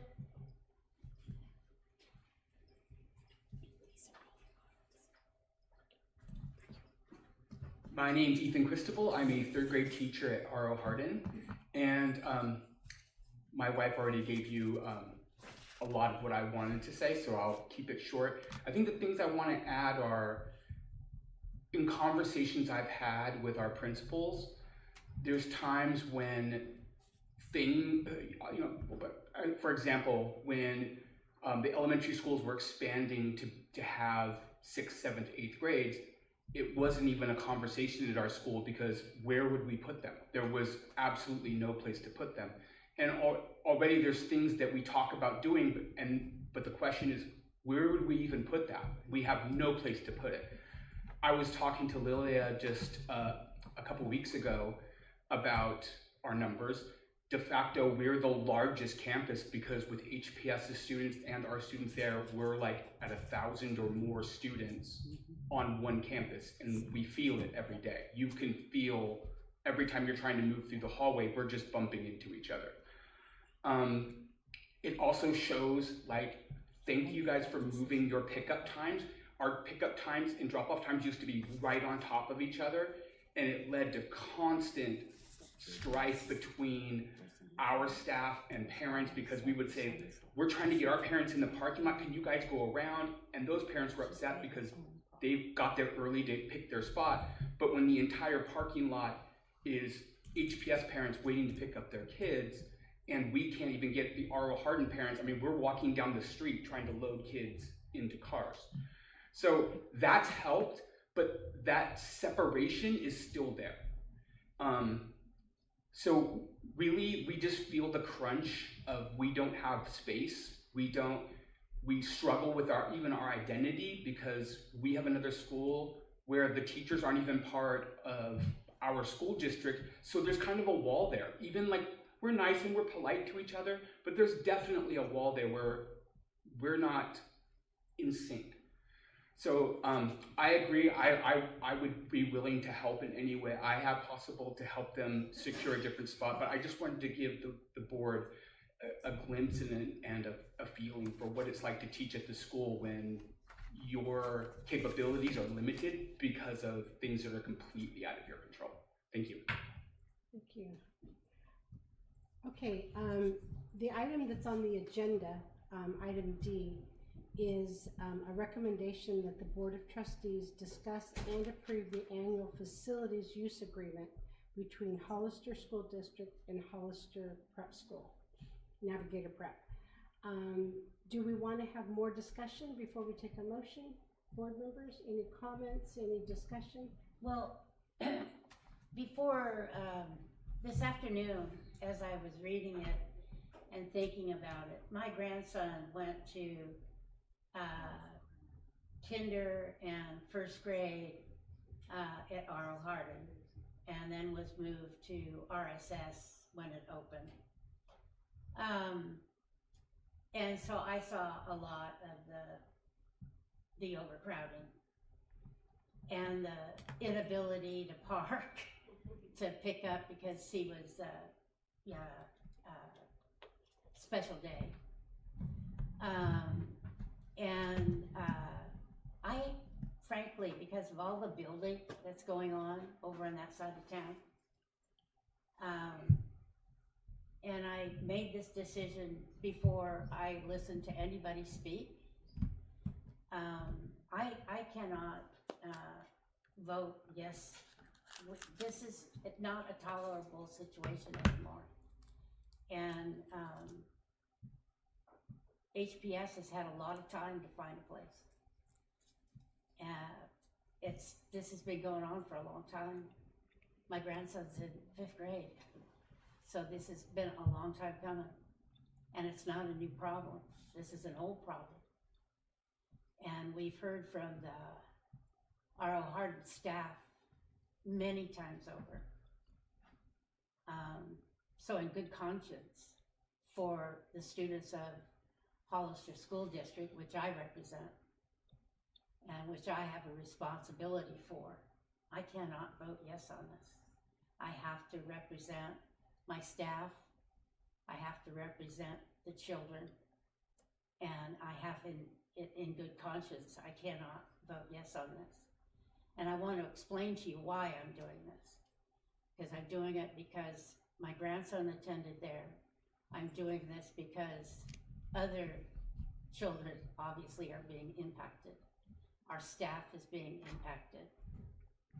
We had a very serious walking accident here at the beginning of the year because the traffic is impacted. We cannot continue the way it is. Somebody's really gonna get seriously hurt with this traffic problem. So I have to vote no. And I just want to explain why I'm going to vote no. And it had nothing to do with anybody's speeches. I had made this decision before I came. Because I know it's an important decision, but I just can't in good conscience vote yes. Okay, any more comments from board members before we vote? Okay.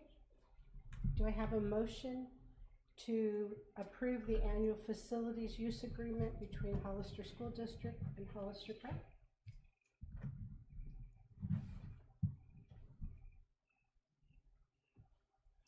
I'll make a motion to approve the Hollister Prep HPS facilities use agreement.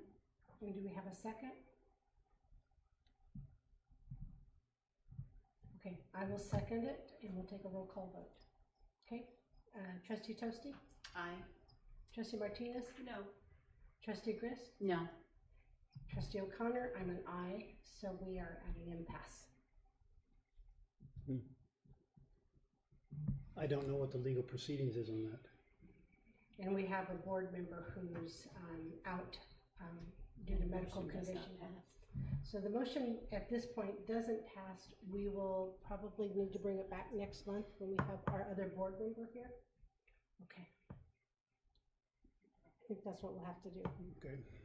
Do you have a suggestion? Can we also maybe look at any legalities for next month? Is there any, legal guidelines that we need to follow? I appreciate that, Kathy, because there are potential legal ramifications. I think that's what we need to hear. Mm-hmm. Yeah. So shall we bring that back on next month's agenda? Yeah. Yeah, if it dies at a 2-2 tie, then we have to bring it back. Correct. Okay, so do I need a motion to bring it back in May, or is it just no? Okay, so we'll bring it back in May, and I will ask our Superintendent Ward to seek legal counsel and share it with the board in closed session next month. I think that's very important. Thank you. All righty, thank you. And just we're also more than happy to work with you guys on any alternative arrangements that might be able to be made. Thank you. Thank you. Okay, so we are now down to item 15 on the agenda, which is board member reports. Trustee Toasty? I was able to tour Rancho Santana, and I visited approximately 10 classrooms. What I was really impressed with was that there was an ambassador in every single classroom. When I walked in there, here comes a student to tell us exactly what they were doing at that moment and explain it in TK, all through every grade. I was so impressed with that. There's definitely some good stuff going on there at Rancho Santana. One of the classrooms that I also went through, and she was so thankful, it was Mrs. Polanco and Mrs. Marcus. She was so thankful that a board trustee came to visit, and she wanted to make sure to tell all the trustees they were welcome to tour the classrooms. Thank you. Trustee Martinez, nothing? Trustee Grist? No, I don't have anything to report. I took a tour of Navigator Prep and was very impressed with the students. They were very engaged and on task. I did meet with Caprice Young at a different time, and I'm not their realtor. They have their own realtor from Monterey. But gave her some suggestions and some ideas of different places they could check into. There's not a whole lot of properties available that will accommodate a school. Due to the impacting that we have of all the new subdivisions that are going in, and they call them infill projects. So it's really difficult. I researched just for free, just on my own time, different ideas and presented it to them so that they could take it to their realtor and see what was available. Nothing has transpired. So just so you know, that's where we are. Okay, we're moving to agenda item 16. Do we have anything for future agenda items? I know we're going to bring back Hollister Prep facilities use. Anything else? I think the only thing that I want to revisit is having the comments of not having enough facilities. We need to figure out when we're going to start looking at portables. I mean, the discussion, it's been here. It's something that has to be addressed, whether it's Calaveras, Arnold Hardin. The fact that people are working out of closets is unacceptable. And so we have to take a realistic look at what those needs are, and we have to financially start planning for putting stuff down. Yes, I agree. The facilities master plan is already in motion. We have representatives from Capital PFG that are here on Friday to begin that process. So we will have it on in May?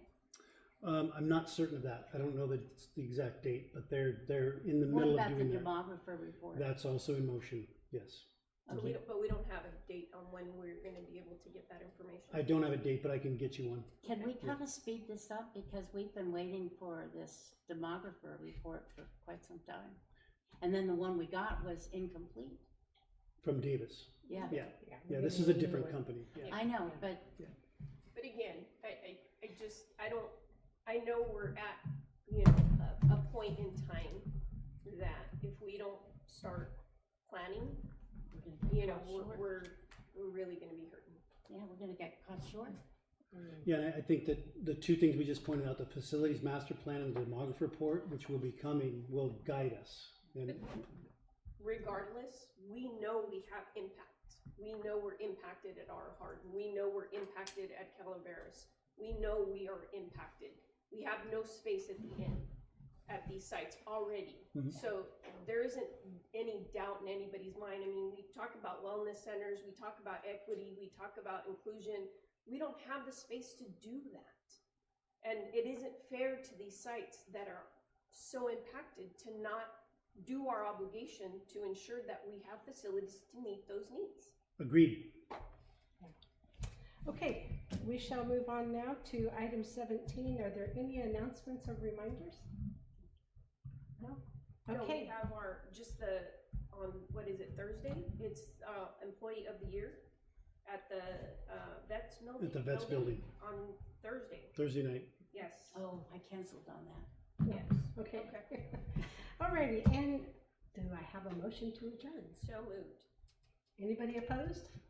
Nope. Everybody in favor? Do we need a second? No, we don't need a second. Yes, we do. All in favor? Aye. Thank you.